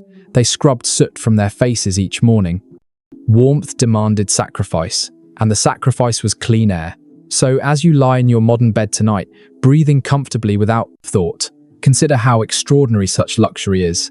For medieval sleepers, Every warm night meant another smoky morning. Their dreams were steeped in the scent of burning wood. Their lives lived in the shadow of soot. When the fire dimmed and the night stretched on, the only glow left in a medieval chamber often came from a candle. You might imagine this delicate flame as decoration, a touch of ambiance. But for many sleepers, the candle was also a source of fragile warmth. A single wick couldn't heat a whole room, of course. But in a world where every flicker counted, even the faintest contribution mattered. Candles in the Middle Ages came in many forms. Wealthy households burned beeswax, which gave a clean, bright flame and filled the air with a faint, honeyed scent. These were expensive, reserved for chapels, ceremonies, or noble chambers. More commonly, people used tallow candles made from rendered animal fat. These smoked, sputtered, and reek of grease. Imagine drifting off to sleep while the acrid odor of burning tallow thickened the air, mingling with the damp of stone and the musk of wool. Yet candles weren't only light. They generated a surprising amount of heat close by. Place one near your bed curtain, and you might notice the fabric warming slightly to the touch. Some households arranged several candles together on stands, creating clusters of flames that offered both illumination and a pocket of warmth. It was hardly central heating, but it softened the edge of the cold in the immediate circle around them. A curious anecdote survives from a 14th century letter describing how a noble woman demanded 12 candles in her chamber at once on winter nights, insisting that only then could she rest. The servants grumbled at the extravagance, but her request reveals a truth. People used light as a substitute heater, even when the effect was marginal. The hazards were obvious. Candle flames toppled easily, and bed curtains rich with wool and linen were dangerously flammable. Records describe fires sparked by careless placement, reducing entire chambers to cinders. One particularly grim tale from Germany tells of a squire who dozed off with a candle on the bedrail. He awoke to find his blankets aflame and barely escaped with his life. The servants blamed him for recklessness, but the real culprit was necessity. He had wanted a sliver of warmth too close at hand. Scholars still discuss whether medieval people understood the dangers fully, or whether the routine use of candles bred complacency. Some argue that inventories of charred textiles show that accidents were common but accepted. Others believe the wealthy minimized risk by assigning servants to monitor the lights deep into the night. Whatever the case, the balance between danger and comfort was constant. Now picture yourself in such a chamber. The fire in the hearth has dwindled to embers, leaving only shadows crawling up the walls. A single candle burns on a wooden stand near your bed. Its glow is soft and golden, casting a halo that reaches your hands as you pull the covers tighter. The faint warmth radiates just enough that your face feels less icy. The flame flickers, wax drips steadily down the side, and the smell of smoke hangs faintly in the air. Outside your curtain, the rest of the room vanishes into darkness. You listen to the subtle sounds, the quiet pop of the wick, the sigh of wind against the shutters, the soft drip of wax landing on metal. Your world shrinks to this small circle of light and heat. The candle becomes not just illumination but companionship, a fragile ally against the enormity of the night. In cottages and inns, simpler versions of this scene played out. Travelers placed rushlights, cheap reeds dipped in fat beside their straw pallets. These burned quickly and unevenly, hissing and spitting, but their faint glow provided reassurance. Parents lit small lamps near children to chase away both cold and fear. Even monks who prized austerity allowed lamps to burn in dormitories, citing both safety and necessity. The sensory mixture was unforgettable. The air smelled of melted fat and smoke, the walls streaked with soot from months of burning. The bedclothes stained where wax had splattered, yet people accepted these imperfections. In the harshest winter, the candle was more than decoration, it was survival. So as you drift under your own clean electric light tonight, imagine the precarious flicker of a medieval flame. It warmed just enough to trick the body into rest, and it risked disaster with every spark. Sleep in the Middle Ages was never free from tension, even in the smallest details. To close your eyes was to trust that your fragile flame would burn through the night without turning warmth into ruin. If you step away from noble chambers and into communal quarters, you find another side of medieval sleep, the collective dormitory. Not everyone had the privilege of heavy curtains, feather beds, and private servants. Monks, soldiers, apprentices, and servants often slept in shared spaces where the emphasis was less on luxury and more on endurance. Take the monastery as an example. Monastic rules prescribed that brothers live simply, which meant their dormitories were vast halls lined with rows of beds or pallets. The stone floor stretched endlessly, broken only by narrow windows high above. Each monk had his own small cot or straw mattress, sometimes little more than a wooden plank with a thin pad. The beds were positioned side by side, so close that one monk could hear the breathing of the next. Privacy was unknown, but warmth came from numbers. Surviving accounts describe how these halls echoed at night, with coughing, snoring, and the rustle of rough woolen blankets. The air was thick, cold, and damp, but the sheer press of bodies meant the dormitory retained more warmth than an isolated chamber ever could. One chronicler remarked that the cloister was warmer than the Lord's Tower, for the monks lay together like Chev. In military life, the scene was harsher still. Soldiers billeted in castles or campaign encampments crowded into barrack halls. Long rows of men stretched across straw beds, weapons stacked nearby. Blankets were shared and cloaks doubled as cover. The smell was pungent sweat, leather, smoke, and straw mingling in a stew of humanity. Yet for the exhausted, even this rough camaraderie became bearable. To sleep shoulder to shoulder was to survive the night. A curious observation appears in the rules of certain knightly orders. Candles were kept burning in communal halls, not only for light, but to comfort the men with flame. The glow gave a psychological warmth, even if it failed to raise the temperature significantly. The symbolism of the flame mattered as much as its heat. Historians continue to debate whether communal sleeping was deliberately chosen for warmth or simply a byproduct of necessity. Some argue that the monasteries intended it as a form of discipline, a constant reminder that no monk had personal luxury. Others suggest the warmth of shared space was a practical advantage that just happened to align with spiritual ideals. The same ambiguity surrounds soldiers. Did they bunk together out of camaraderie, or because the cold made solitude impossible? Likely it was both. Now imagine yourself lying in one of these halls. The straw beneath you crackles as you shift. A neighbor coughs, another turns, the sound amplified by the vaulted ceiling. The smell of smoke and sweat hangs heavy, but the air is less biting than in a solitary chamber.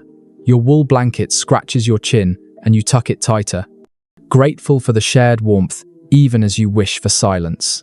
The rhythm of the dormitory is unmistakable. Snores rise and fall like waves, punctuated by the occasional murmur of a dream. Somewhere, a rat scurries across the rushes, ignored by men too weary to care. The draft still seeps in through the high windows, but the collective body heat dulls its edge. You may not feel cozy, but you feel safe, safer than you would alone in a vast, echoing stone room. Apprentices and household servants lived similarly. Castles were filled with side chambers and lofts, where young boys or maids rolled out straw pallets, sometimes beneath staircases or in storerooms. They layered cloaks and huddled together, turning humble corners into makeshift bedrooms. Unlike nobles, they could not command warming pans or feather beds, but they had the advantage of proximity. Their sleeping quarters were smaller, more crowded, and therefore warmer. The sensory experience of these communal spaces was unforgettable. Rough wool against skin, the musky odor of bodies pressed close, the low hum of breathing, the scratch of straw, the faint drip of water from the ceiling. It was not peace in the modern sense, but it was endurance. People did not expect silence or solitude. They expected survival. So tonight, as you rest in your own bed, think of those long halls of monks chanting prayers before extinguishing the lights, of soldiers collapsing in rows after battle, of servants curling together in hidden corners. Their warmth came not from silk or fur, but from each other. Sleep in medieval times was as much about community as about comfort. A reminder that even in the coldest castles, survival was rarely a solitary act. You've settled into this crowded dormitory in your imagination, but even here, warmth isn't guaranteed. Fires must be tended, and in the middle of the night, someone always had to get up, stumble across the floor, and stoke the embers. Medieval sleep was rarely uninterrupted. People woke frequently, not just from the discomfort of straw or the coughs of neighbors, but from the practical necessity of keeping the fire alive. The medieval body clock was different from ours. People didn't expect a straight 8 hours of rest. Instead, they lived with what some scholars call segmented sleep. A first sleep came after dusk, lasting a few hours until midnight or so. Then, many awoke, sometimes to tend fires, sometimes to pray, sometimes to check animals or children. After an hour or two of quiet wakefulness, they returned to a second sleep until dawn. In the freezing months, this break often revolved around fire maintenance. Without it, embers died and chambers became unbearable. One well-known record comes from the writings of a 15th century physician who recommended using the interval between first and second sleep for reflection, conversation, or even intimacy. To him, this waking period was natural, but to the castle servant trudging across icy floors to feed logs into a hearth, it was less philosophy and more duty. He heard the crackle of fresh wood, blew into the embers, and prayed they would catch. A curious custom appears in some rural accounts. Families assigned watch duties, especially in large halls. Each adult took turns rising to check the fire. In monasteries, bells rang at intervals through the night, calling monks to prayer and coincidentally ensuring someone was always awake to mind the heat. Sleep was not a private withdrawal from the world, but a shared rhythm punctuated by responsibility. Historians debate whether segmented sleep was universal or more common in Northern Europe, where winter nights stretched long. Some argue it was dictated by necessity. The length of darkness simply made a single stretch of sleep impractical. Others suggest it was cultural habit, not entirely dependent on geography. The debate continues, but what remains clear is that tending the fire was at the heart of these nighttime rhythms. Imagine yourself waking in the dead of night. The room is silent, but for snores. You push back the blanket, feel the icy slap of air against your skin, and fumble for a log. Your feet crunch on straw. Your breath rises in plumes, and your hands sting as you stir the dying embers. Sparks flare, logs catch reluctantly, and warmth pulses again into the room. You sigh with relief, knowing that for a few more hours your companions will rest undisturbed. The sensory detail is unforgettable. The pop of wood, the faint glow pushing shadows back, the smell of smoke mingling with wool. Your fingers ache, but the satisfaction of reviving the fire steadies you when you crawl back beneath the blankets. The bed feels all the warmer. By contrast, peasants in cottages lived by the same rhythm. Their hearths had no protective grates, only open flames on the floor. So a careless sleeper risked the fire, dying or worse, spreading. A family member always rose to adjust logs, poke embers, and keep watch. Sleep came in fits and starts, always tied to the heartbeat of the fire. And so you realize that medieval nights were not passive stretches of unconsciousness. They were negotiated, managed, and guarded. People rose, worked, prayed, checked on animals, whispered to loved ones, and then returned to slumber. In the darkness, life did not pause. It simply slowed, punctuated by firelight and breath. As you lie in your warm bed tonight, imagine the constant vigilance required in those stone halls. To close your eyes was never absolute. To sleep was to trust that someone would wake, feed the fire, and keep the cold from claiming the room before dawn. You've tended the fire, crawled back beneath the blankets, and tried to steal your racing thoughts. Yet there was another medieval strategy for warmth, not born of practicality, but of longing for luxury. For some, the dream of a hot bath before bed lingered like a forbidden indulgence. Bathing was complicated in the Middle Ages. Heating water required immense fuel, and tubs were large, cumbersome things. A warm soak was far from an everyday habit. It was a special event, and often communal, but for those who could afford it, slipping into steaming water on a winter night was a kind of magic. Chroniclers describe noble women lowering themselves into wooden tubs lined with cloth, steam curling up in the lamplight, attendants standing by with warmed towels. To step out of such a bath and then slide between sheets was to feel briefly that winter had lost.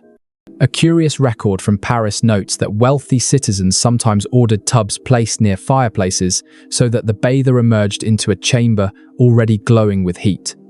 The air smelled of rosemary or thyme, herbs tossed into the water for fragrance and supposed medicinal benefit. For a short while, skin prickled with warmth, cheeks flushed, and the body felt prepared for restful sleep. Of course, such pleasures were rare. More often, people sought smaller comforts before bed. A cup of warm ale, spiced wine, or hot mead was a common indulgence. The heat travelled inward, spreading warmth through the chest, lulling the body toward drowsiness. Some households kept stones near the hearth, wrapped them in cloth, and placed them at the foot of the bed, primitive hot water bottles that radiated heat for hours. One rather odd account tells of noble families filling leather pouches with heated sand to tuck between sheets. The sand retained warmth longer than stones and conformed to the body's shape. Imagine stretching your frozen feet towards such a pouch, sighing as the cold slowly eased. The ingenuity is striking. When faced with hostile winters, people experimented with whatever materials they had. Modern historians still argue over just how common such bedtime luxuries were. Were they occasional treats for the very richest, or did middling families also practice them in modest form? Some suggest that warming drinks and heated stones were widespread, accessible to most households. Others believe they remained rare indulgences, remembered precisely because they were unusual. The debate reminds us that comfort itself was a contested privilege. Picture yourself in this imagined chamber. You sit before the hearth as a servant pours mulled wine into a cup. The scent of cinnamon and cloves fills the air, masking the odor of smoke and damp wool. You sip slowly, warmth blooming through your chest. Your eyes grow heavy, your limbs loosen. And when you finally climb into bed, the blankets feel less oppressive, more inviting. At the foot of the bed, a stone wrapped in cloth radiates faint heat against your toes. For once, you do not dread the night. The sensory impressions are vivid, the sweet tang of spiced wine, the hiss of a log collapsing into embers, the prickling warmth of heated stone. You drift into slumber with your senses saturated, your body convinced, however briefly, that comfort is possible. But here's the truth. Such indulgences were fragile. Heat faded quickly. Drinks cooled, and by midnight, the chamber was cold again. What these rituals offered was not permanent relief, but a kind of psychological grace, moments of ease that made the endless chill tolerable.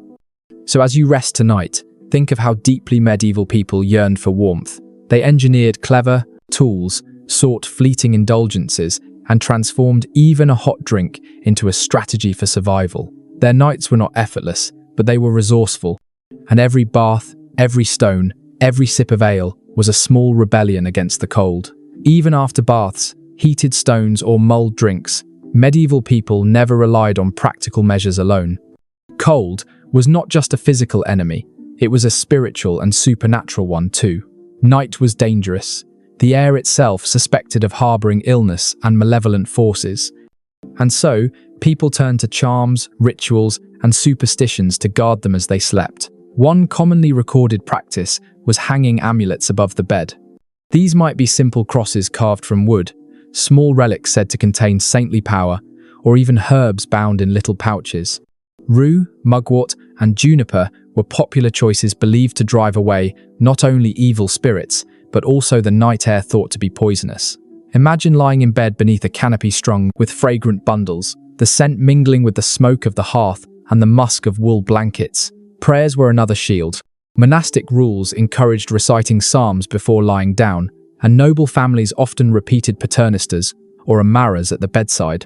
But even peasants whispered charms, half prayer, half spell, as they crossed themselves against frost or fever. Some murmured verses over children, pressing kisses on their foreheads to keep the night hag away, a figure blamed for suffocating sleepers. A curious detail appears in a German household manual from the 15th century. Sleepers were advised to place iron objects, such as a knife or scissors, beneath the bed or pillow. Iron was thought to repel demons and fairies that slipped into rooms during the long hours of darkness. The metal glinted faintly in the firelight, a silent guard against unseen intruders. And then there were rituals tied directly to warmth. One folk belief insisted that turning your shoes upside down beside the bed would keep frost from biting your toes. Another claimed that if you whispered the names of 3 saints before blowing out the candle, your body heat would not flee in the night. To us, these sound like quaint superstitions. To them, they were strategies as vital as an extra blanket. Scholars remain divided on how seriously people took such practices. Some argue that charms and prayers were heartfelt, deeply ingrained in the rhythm of daily life. Others suggest they were more like habits, gestures performed out of custom, even if not fully believed. Either way, the rituals reveal something essential. Sleep was never trusted. It was a vulnerable state where cold, illness, and spirits could all strike.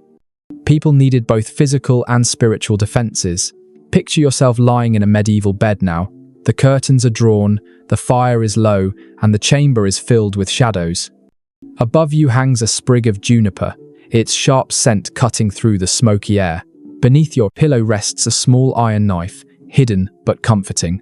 You whisper a prayer, words soft and rhythmic, and then cross yourself before pulling the blankets tighter. The night feels less menacing, as though the rituals have carved a circle of safety around your fragile body. The sensory details deepen the experience. The rustle of herbs brushing against the canopy, the faint metallic smell of iron near your head, the warmth of wool against your skin, and the lingering echo of whispered words. In that moment, faith, superstition, and survival are all intertwined. Peasants practiced the same, though with different materials. Instead of relics, they hung crude charms, carved wooden figures, knotted cords, or simple herbs gathered from fields. Parents tucked garlic under children's pillows, believing it warded off both sickness and spirits. Even animals were included.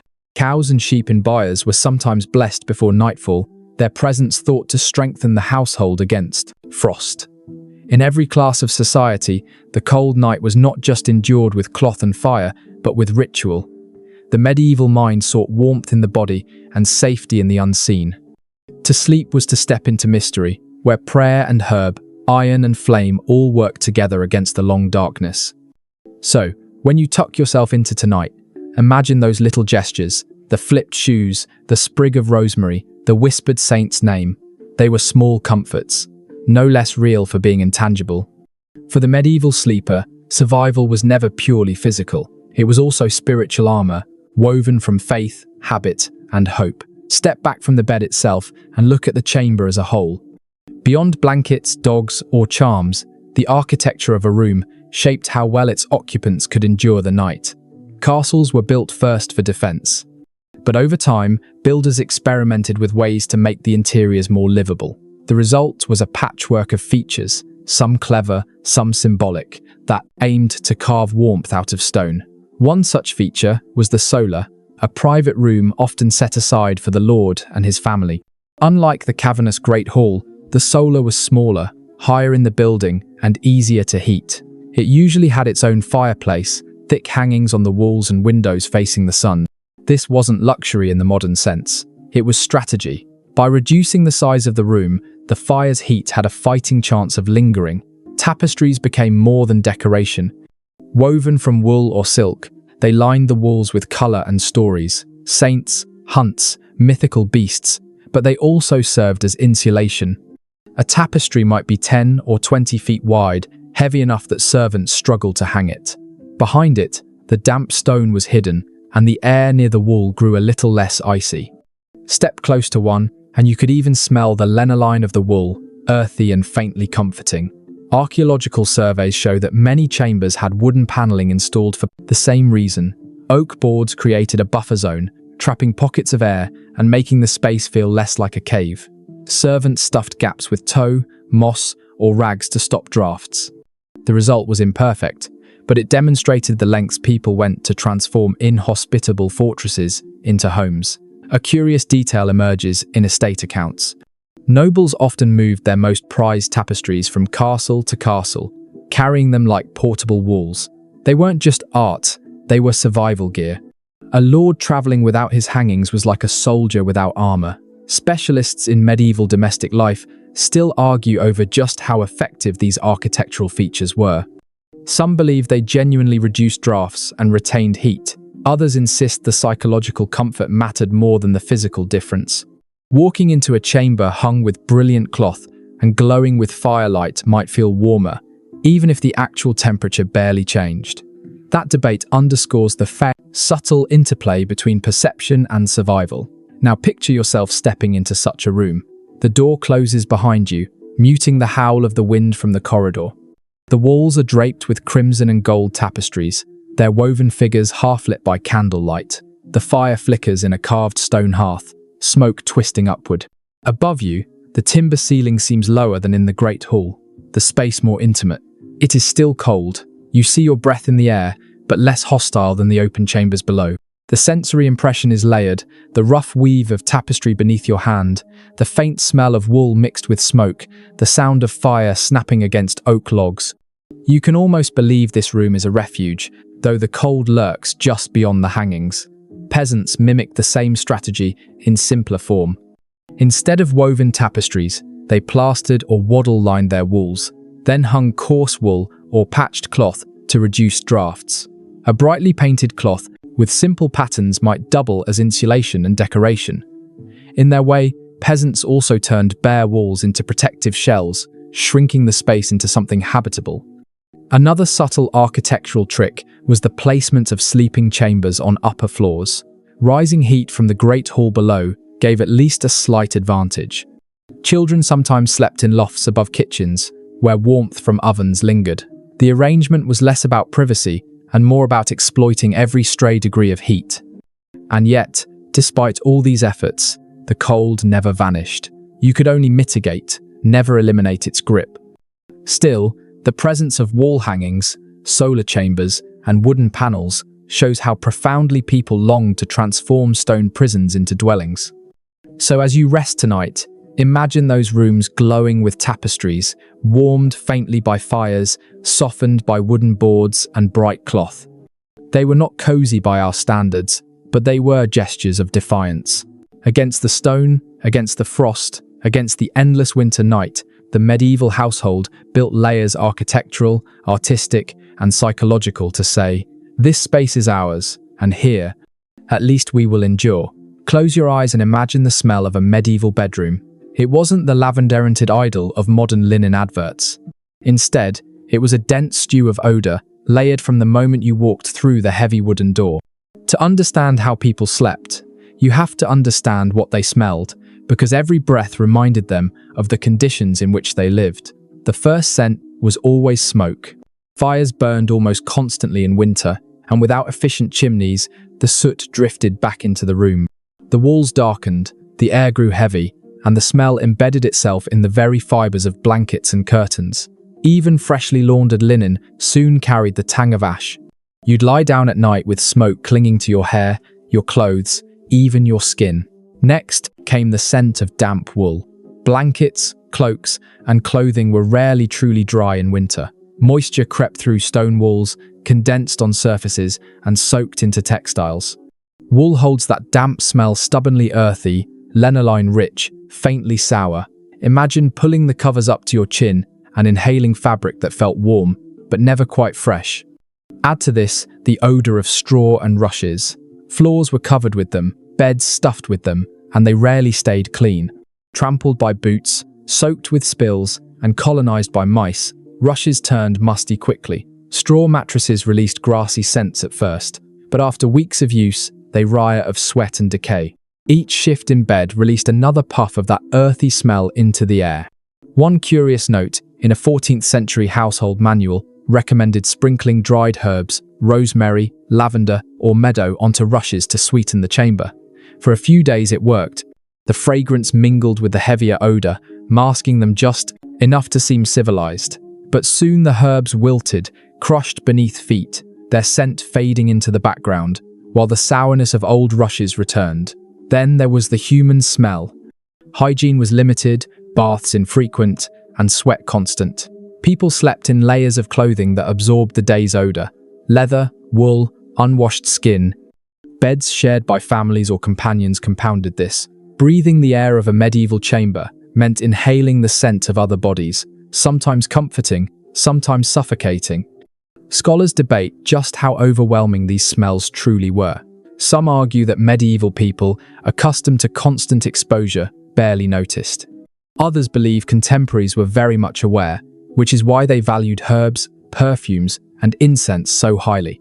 Evidence from inventories and medical texts suggests the latter.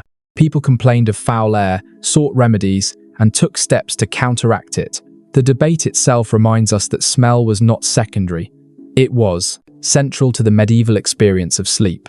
Now place yourself in such a room. The fire has burned low, leaving only the bitter tang of smoke. The damp wool blanket itches your chin. Straw beneath you releases a musty breath each time you shift. The rushes on the floor rustle faintly as mice scurry through crumbs. Your companion beside you exhales, warm but heavy with sweat and ale. Above it all floats a faint trace of rosemary, sprinkled days ago, now barely masking the stew of odor. The sensory reality is overwhelming. It presses into your nose and lungs, embedding itself into memory. You cough, adjust the covers, and try to breathe shallowly until sleep comes. This was normal. This was life. Peasants experienced the same, though on a smaller scale. Their cottages were filled with the smell of livestock, since animals often shared the same structure. Cows, sheep, and chickens contributed their odor, creating a pungent mixture that city travelers found unbearable, but villagers accepted as part of survival.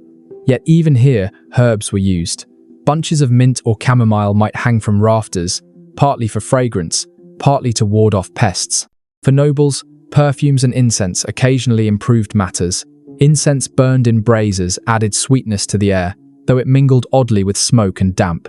Perfumed oils dabbed on clothes or linens created pockets of pleasant scent in an otherwise heavy atmosphere. But even the richest chamber could not escape the fundamental odor of medieval life. So, when you imagine sleeping in a castle, do not picture crisp linen and fresh air. Picture instead a medley of smoke, damp wool, straw, sweat, herbs, and animals. Every night, every breath reminded you of where you lived and what you endured. Smell was as much a part of medieval sleep as blankets or fire.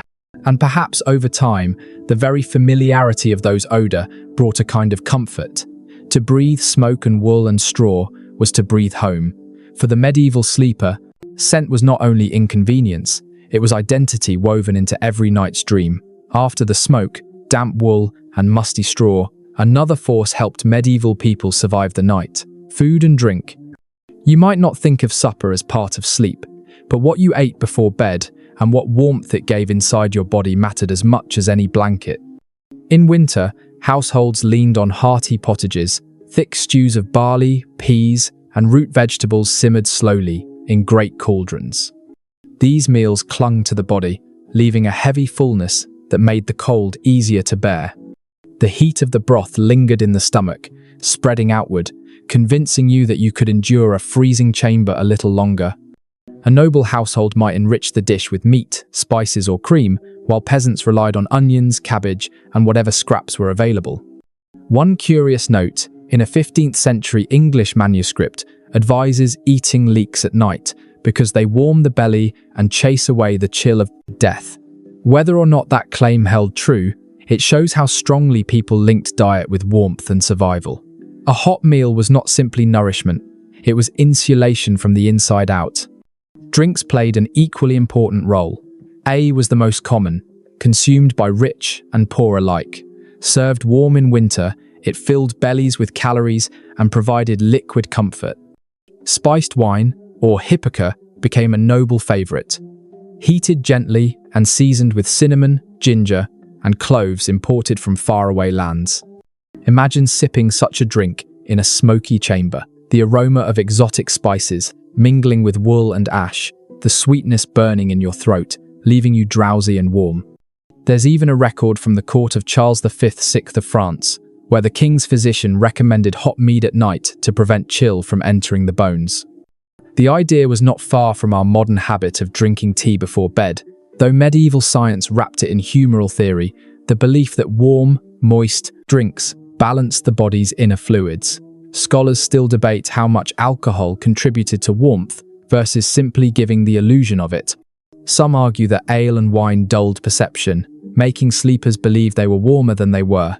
Others point to the real caloric benefit of these drinks, which did provide energy through long, cold nights. The truth may be somewhere in between, a mix of genuine warmth and psychological comfort. Now imagine yourself preparing for bed. A servant hands you a wooden cup of mulled wine. The surface steams, sending waves of spiced aroma into your nose. You drink, the liquid glowing as it slips down your throat. Your body relaxes, muscles loosening, eyelids heavy. When you finally climb into bed, The blankets feel less oppressive, more inviting, as though the warmth already lives inside you. For peasants, the ritual was simpler, but no less important. A bowl of hot porridge thickened with oats or barley lined the stomach. Families huddled around the fire to eat, their faces glowing in the light, their bodies fueled for the long night ahead. Children licked the last scraps from wooden spoons before curling under blankets. The memory of warmth from food helped them ignore the draft sneaking through the shutters. A curious folk belief held that garlic eaten before bed prevented frostbite. Whether this was because garlic genuinely improved circulation or simply because it was warming to the palate, the habit endured. Farmers in cold regions sometimes chewed cloves of garlic before lying down, the pungent scent filling the chamber as strongly as smoke or wool. The sensory world of medieval bedtime food is vivid. The bubbling cauldron, the hiss of wine heating over the fire, the smell of herbs and spices mingling with damp rushes, the heavy weight of stew in the stomach. Every flavor was part of the fight against cold. So, when you think of medieval sleep, do not separate it from the supper that came before. Food was fuel, warmth, and even a form of medicine. Without it, the cold was sharper, the blankets thinner, the night longer. With it, the body endured. Every spoonful, every swallow was another layer of defense, an inner blanket, invisible but essential, against the freezing stone around you. Think now of the most vulnerable people inside a medieval castle, the children and the elderly. Their bodies, less resilient to cold, often bore the brunt of winter's cruelty. If a healthy adult knight or servant shivered through the night, a child might wake blue-lipped, and an old woman might not wake at all. Survival for these groups depended on extra care, communal support, and sometimes sheer luck. Household records from noble families show that children were rarely given their own chambers. Instead, they slept in nurseries close to the warmth of kitchens or clustered with servants. Young pages and squires destined for training often bunked together in crowded rooms, their laughter and chatter muffled by blankets at night. The logic was simple. More bodies meant more heat. Babies especially were swaddled in layer after layer of linen and wool. A cradle stood near the hearth, or in some cases directly inside the bed of the mother, where her body heat shielded the infant from the freezing air. One poignant account from a 14th century chronicle describes a noble child laid by the fire in a wicker crib, wrapped in furs and covered with a canopy. The detail suggests the lengths families went to protect their youngest. Yet even so, illness and cold claimed many lives. Medieval parents lived with constant fear that winter might take a child in the night. The elderly faced similar perils. Frail bodies produced less heat and tolerated fewer drafts. In peasant cottages, grandparents often slept closest to the fire, while younger adults accepted colder spots. In castles, aged relatives were placed in smaller chambers or even moved into kitchens during the coldest months. A curious letter from Burgundy tells of an elderly matron who insisted on sleeping in the bakehouse, arguing that the oven's residual warmth gave her a second youth. Medical texts of the period often advised special measures for the old and young. Physicians recommended heated stones wrapped in cloth to be placed at their feet, or mold drinks to fortify the humours. They warned that sudden chills could extinguish the flame of life, a vivid reminder of how vulnerable these groups were. Historians continue to discuss whether medieval families treated children and elders with extra indulgence or simply folded them into the same survival strategies as everyone else. Some argue that the emphasis on protecting them reflects deep compassion. Others point out that mortality rates remained high, suggesting limits to what families could realistically do. The tension between care and inevitability shaped how people viewed age and childhood. Now imagine the scene of a winter's night in a peasant cottage. A baby lies, swaddled tightly, his tiny face barely visible. A grandmother snores softly by the hearth, the faint glow of embers painting her cheeks red. Parents tuck cloaks over both, ensuring they receive the warmest spots. Children crowd together on a straw mattress, giggling until exhaustion silences them. The chamber smells of porridge, smoke, and wool, but the warmth of family togetherness lingers. In a castle, the image is different, but no less vivid.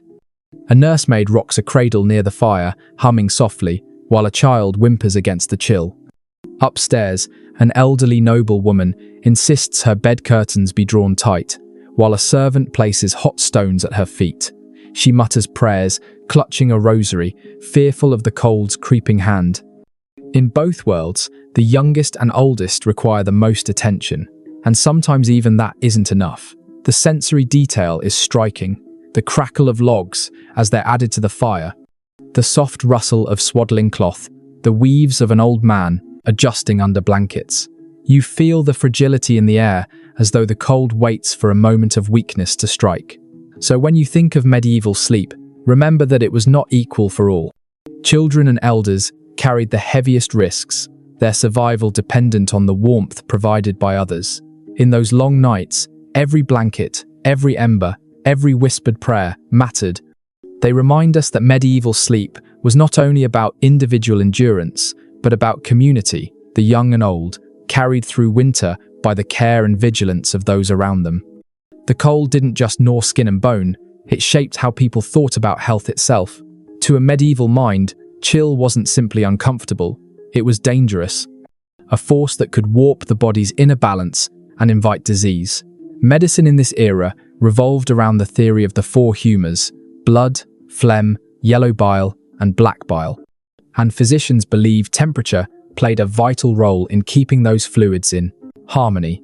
Too much cold, your humours congealed, clogging the body and making you ill.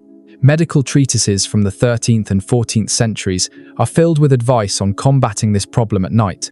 One manual suggested rubbing feet with warm oil before bed to open the pores and expel the harmful chill.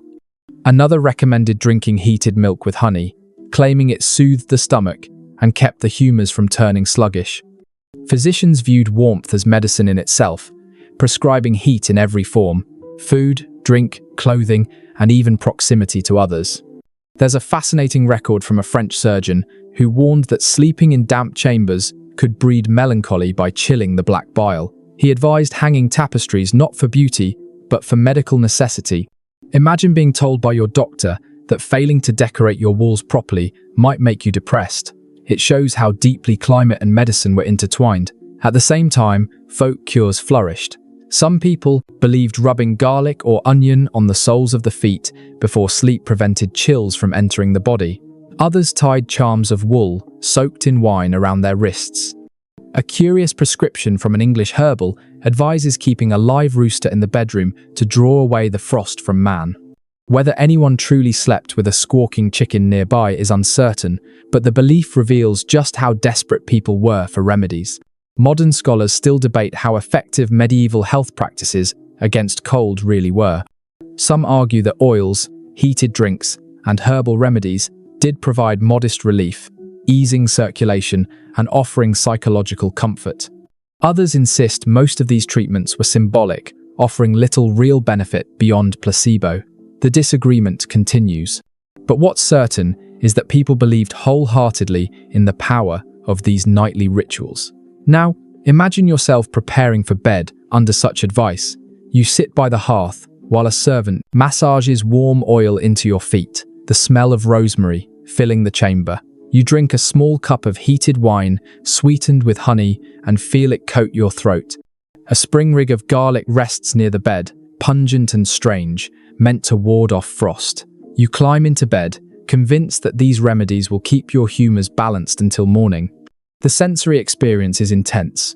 The slick warmth of oil on your skin, the sweet tang of honeyed wine, the acrid bite of garlic in the air. Every detail reminds you that sleep was not only a battle against discomfort, but a medical practice, a nightly therapy against the threat of imbalance. Peasants, too, had their own remedies. Women brewed herbal teas of nettle or chamomile for children, believing the warmth prevented coughs. Men wrapped their legs in wool soaked in vinegar to keep circulation strong. In cottages, these practices blurred the line between superstition and science, but they gave people agency in a world where illness often felt inevitable. The irony, of course, is that many ailments came from the very strategies used to combat cold. Fires filled lungs with smoke, heavy blankets triggered joint pain, and oily ointments collected dirt. Yet to medieval minds, these were minor costs compared to the greater peril of frost seeping into the body. Better to cough in a smoky room than freeze in a clean one. So when you picture medieval sleep, remember, it wasn't just a matter of enduring discomfort.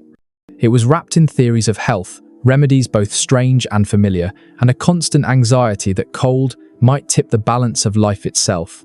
Every night was a medical event, every blanket and herb a prescription, every ember a treatment, and to drift into slumber was to trust that these efforts were enough to carry you through until morning. Even with fires, blankets, herbs, and charms, there were nights when none of it was enough. Step into a castle chamber at the height of winter, and you might see something uncanny, frost blooming on the inside walls. Imagine lying in bed and noticing a delicate lace of ice tracing the stones, or waking to find your wash basin frozen solid. The water inside turned to a glassy block. The cold didn't stay politely outdoors, it invaded, decorating rooms with its own cruel artistry. Chroniclers record moments when entire households woke to frost on their bed curtains. One noblewoman wrote in a letter that her canopy glittered as though sewn with silver, meaning the moisture from her own breath had crystallized overnight. To us, it sounds poetic. To her, it was miserable proof of how inhospitable even a well-furnished chamber could be. Archaeological evidence supports these accounts. In certain preserved castles, faint salt streaks and moisture stains suggest how water condensed on walls and floors. Without insulation, warm indoor air met freezing stone, and frost took hold. Servants scraped ice away in the mornings, only for it to return each night. A curious anecdote survives from Scandinavia.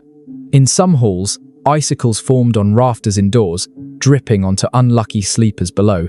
Servants hung cloths to catch the meltwater, a primitive solution to an unnerving problem. Imagine drifting off and hearing the faint crack of ice above, wondering if a shard would fall onto your bed. Scholars still discuss how common this phenomenon was. Some believe frost indoors was typical only of Northern Europe, where winters were harsher. Others argue that even in temperate regions, poorly heated stone chambers easily reached freezing temperatures. The truth may be both. Severity varied by region, but the risk of waking to ice inside your room was never far away. Now put yourself in that situation. You wake in the dim grey of dawn, breath fogging in the air. The bed curtains are stiff, edged with frozen crystals. When you reach for the wash basin, your fingers touch ice instead of water. Your joints ache from the cold, and the thought of leaving the covers feels like punishment. The sensory detail is vivid. The sharp sting of frozen fabric against your skin, the brittle creak of wood shrunk by frost, the silence broken only by the faint drip of melting ice.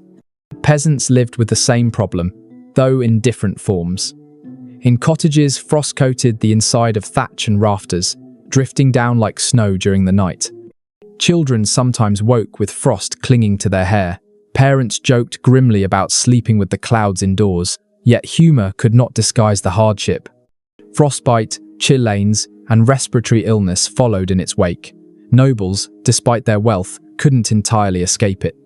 Hot stones and furs kept the body alive, but the surrounding air remained hostile. Diaries hint at the psychological toll. People spoke of dreading the moment they had to leave bed in the morning, of feeling imprisoned by blankets because the room beyond was too cruel to face. One English poet even turned it into metaphor, writing of love as a bed without frost inside the hangings. For him, true intimacy meant defying the nightly chill, creating warmth where the world offered only ice. It reveals how deeply the experience of frost-shaped imagination, as well as reality. So, as you think of medieval sleep, remember the surreal beauty of those nights when cold decorated the very walls. To live in a castle was to share your chamber with ice, to wake each morning reminded that stone and frost were allies against your comfort. And yet people endured, scraping ice away, layering blankets, whispering prayers, and braving mornings that felt as harsh indoors as out. Picture yourself not in a castle this time, but on the road, far from familiar chambers. Medieval travel was slow, arduous, and dangerous. And when night fell, the problem of warmth became even more acute. Castles had their fireplaces and tapestries. Peasants had their family hearths, but travelers, pilgrims, merchants, wandering knights had to seek shelter, wherever they could find it, and that usually meant inns. The medieval inn was not the cozy picture postcard you might imagine. Instead, it was often a timber structure with a smoky hall, crowded rooms, and beds shared by strangers. Guests might be packed 3 or 4 to a mattress, blankets stretched thin, and privacy non-existent. Still, inns provided one crucial thing: heat. The main hall fire blazed for everyone, and bodies crowded together multiplied warmth.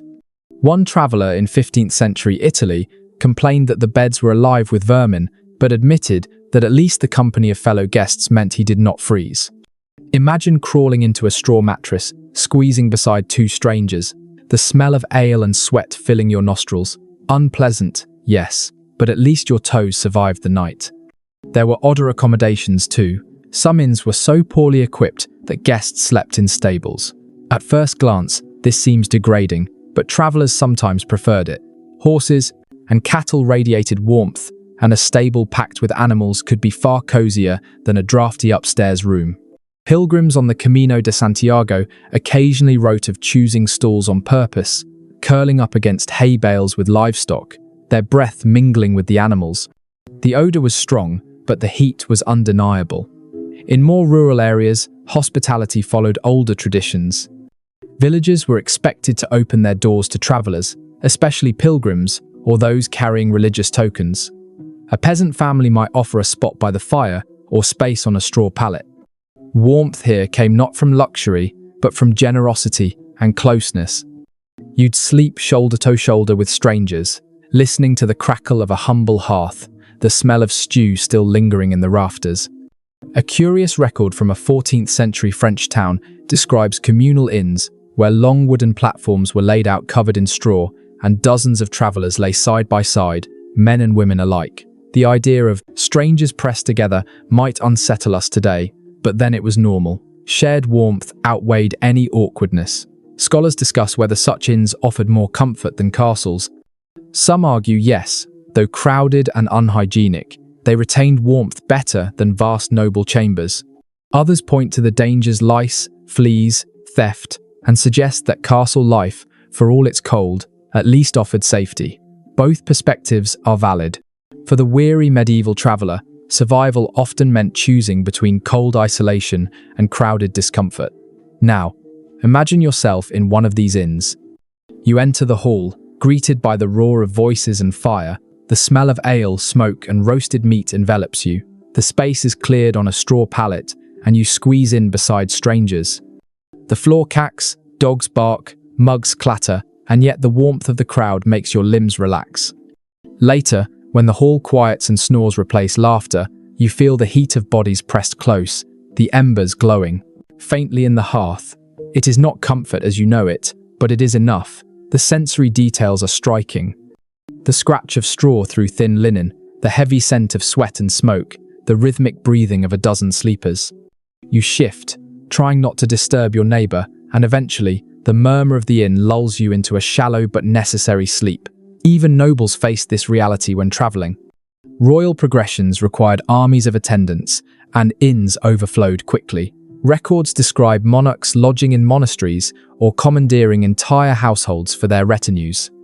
But even kings could not escape the fundamental challenge.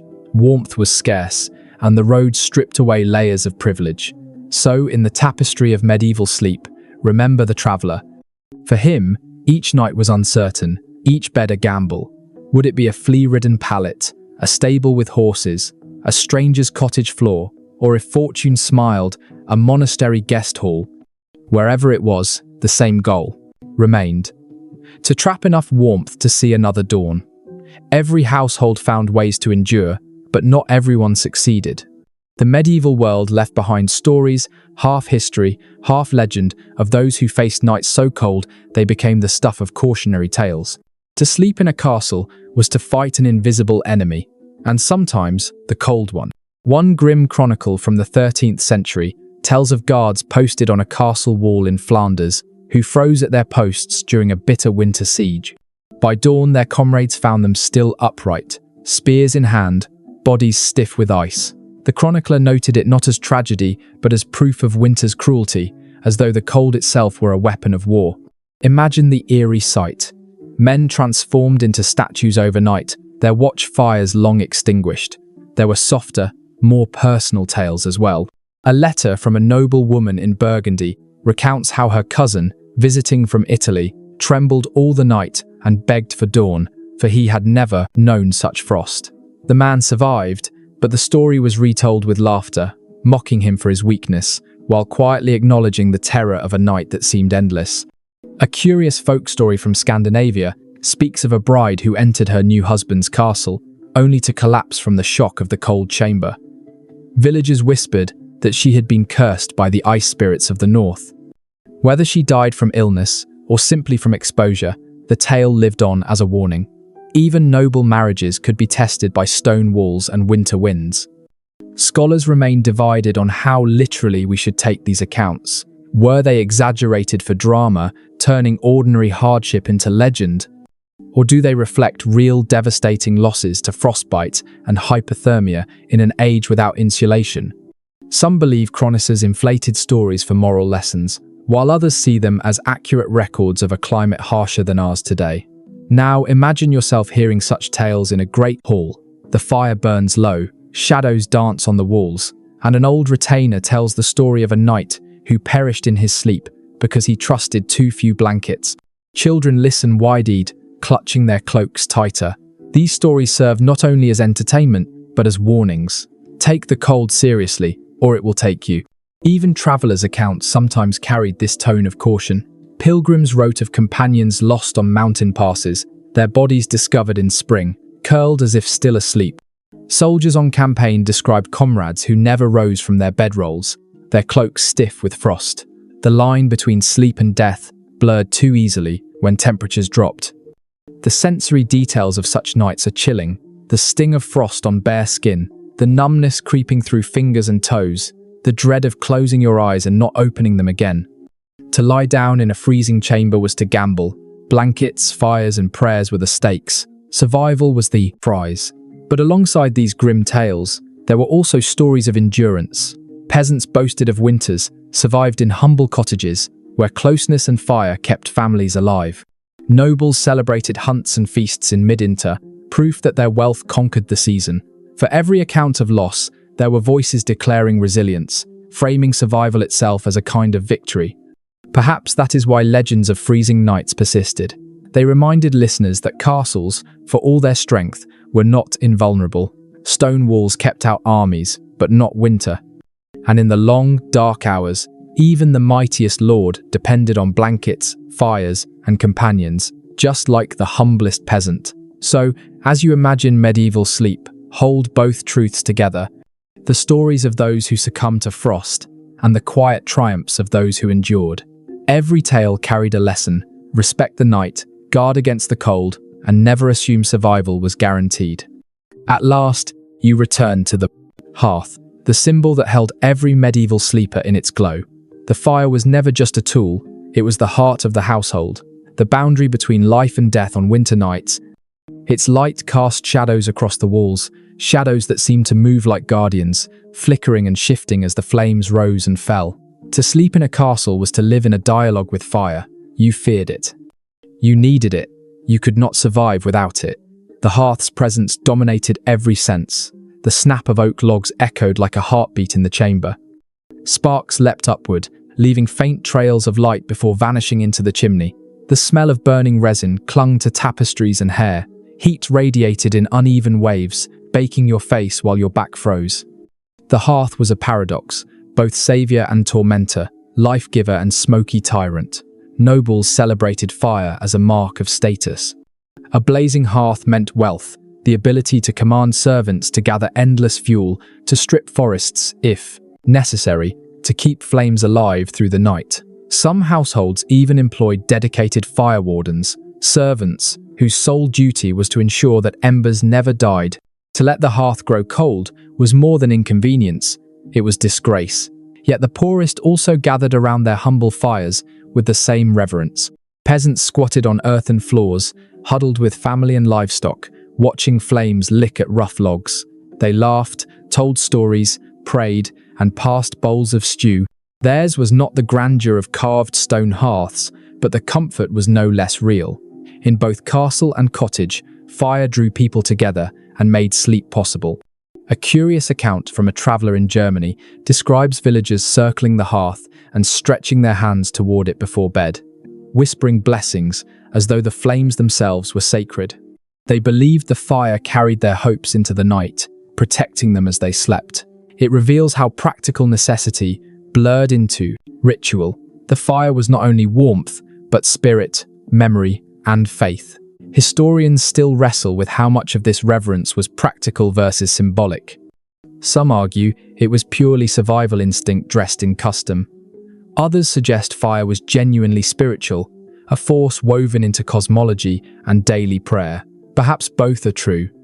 Medieval people lived close enough to danger that fire naturally became more than fuel.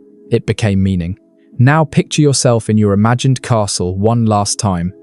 The bed curtains are drawn, blankets piled high. Outside, the wind lashes the towers, snow hisses against shutters, and the night presses in with all its weight. But in the great hearth, embers still glow, their faint light slipping through cracks in the curtains. You close your eyes, hearing the low sigh of flames, knowing they are the thin line holding the frost at bay. The sensory experience is complete, the taste of smoke still on your tongue, the weight of wool and fur across your chest, the warmth of a dog curled at your feet, the whisper of a prayer echoing in your head.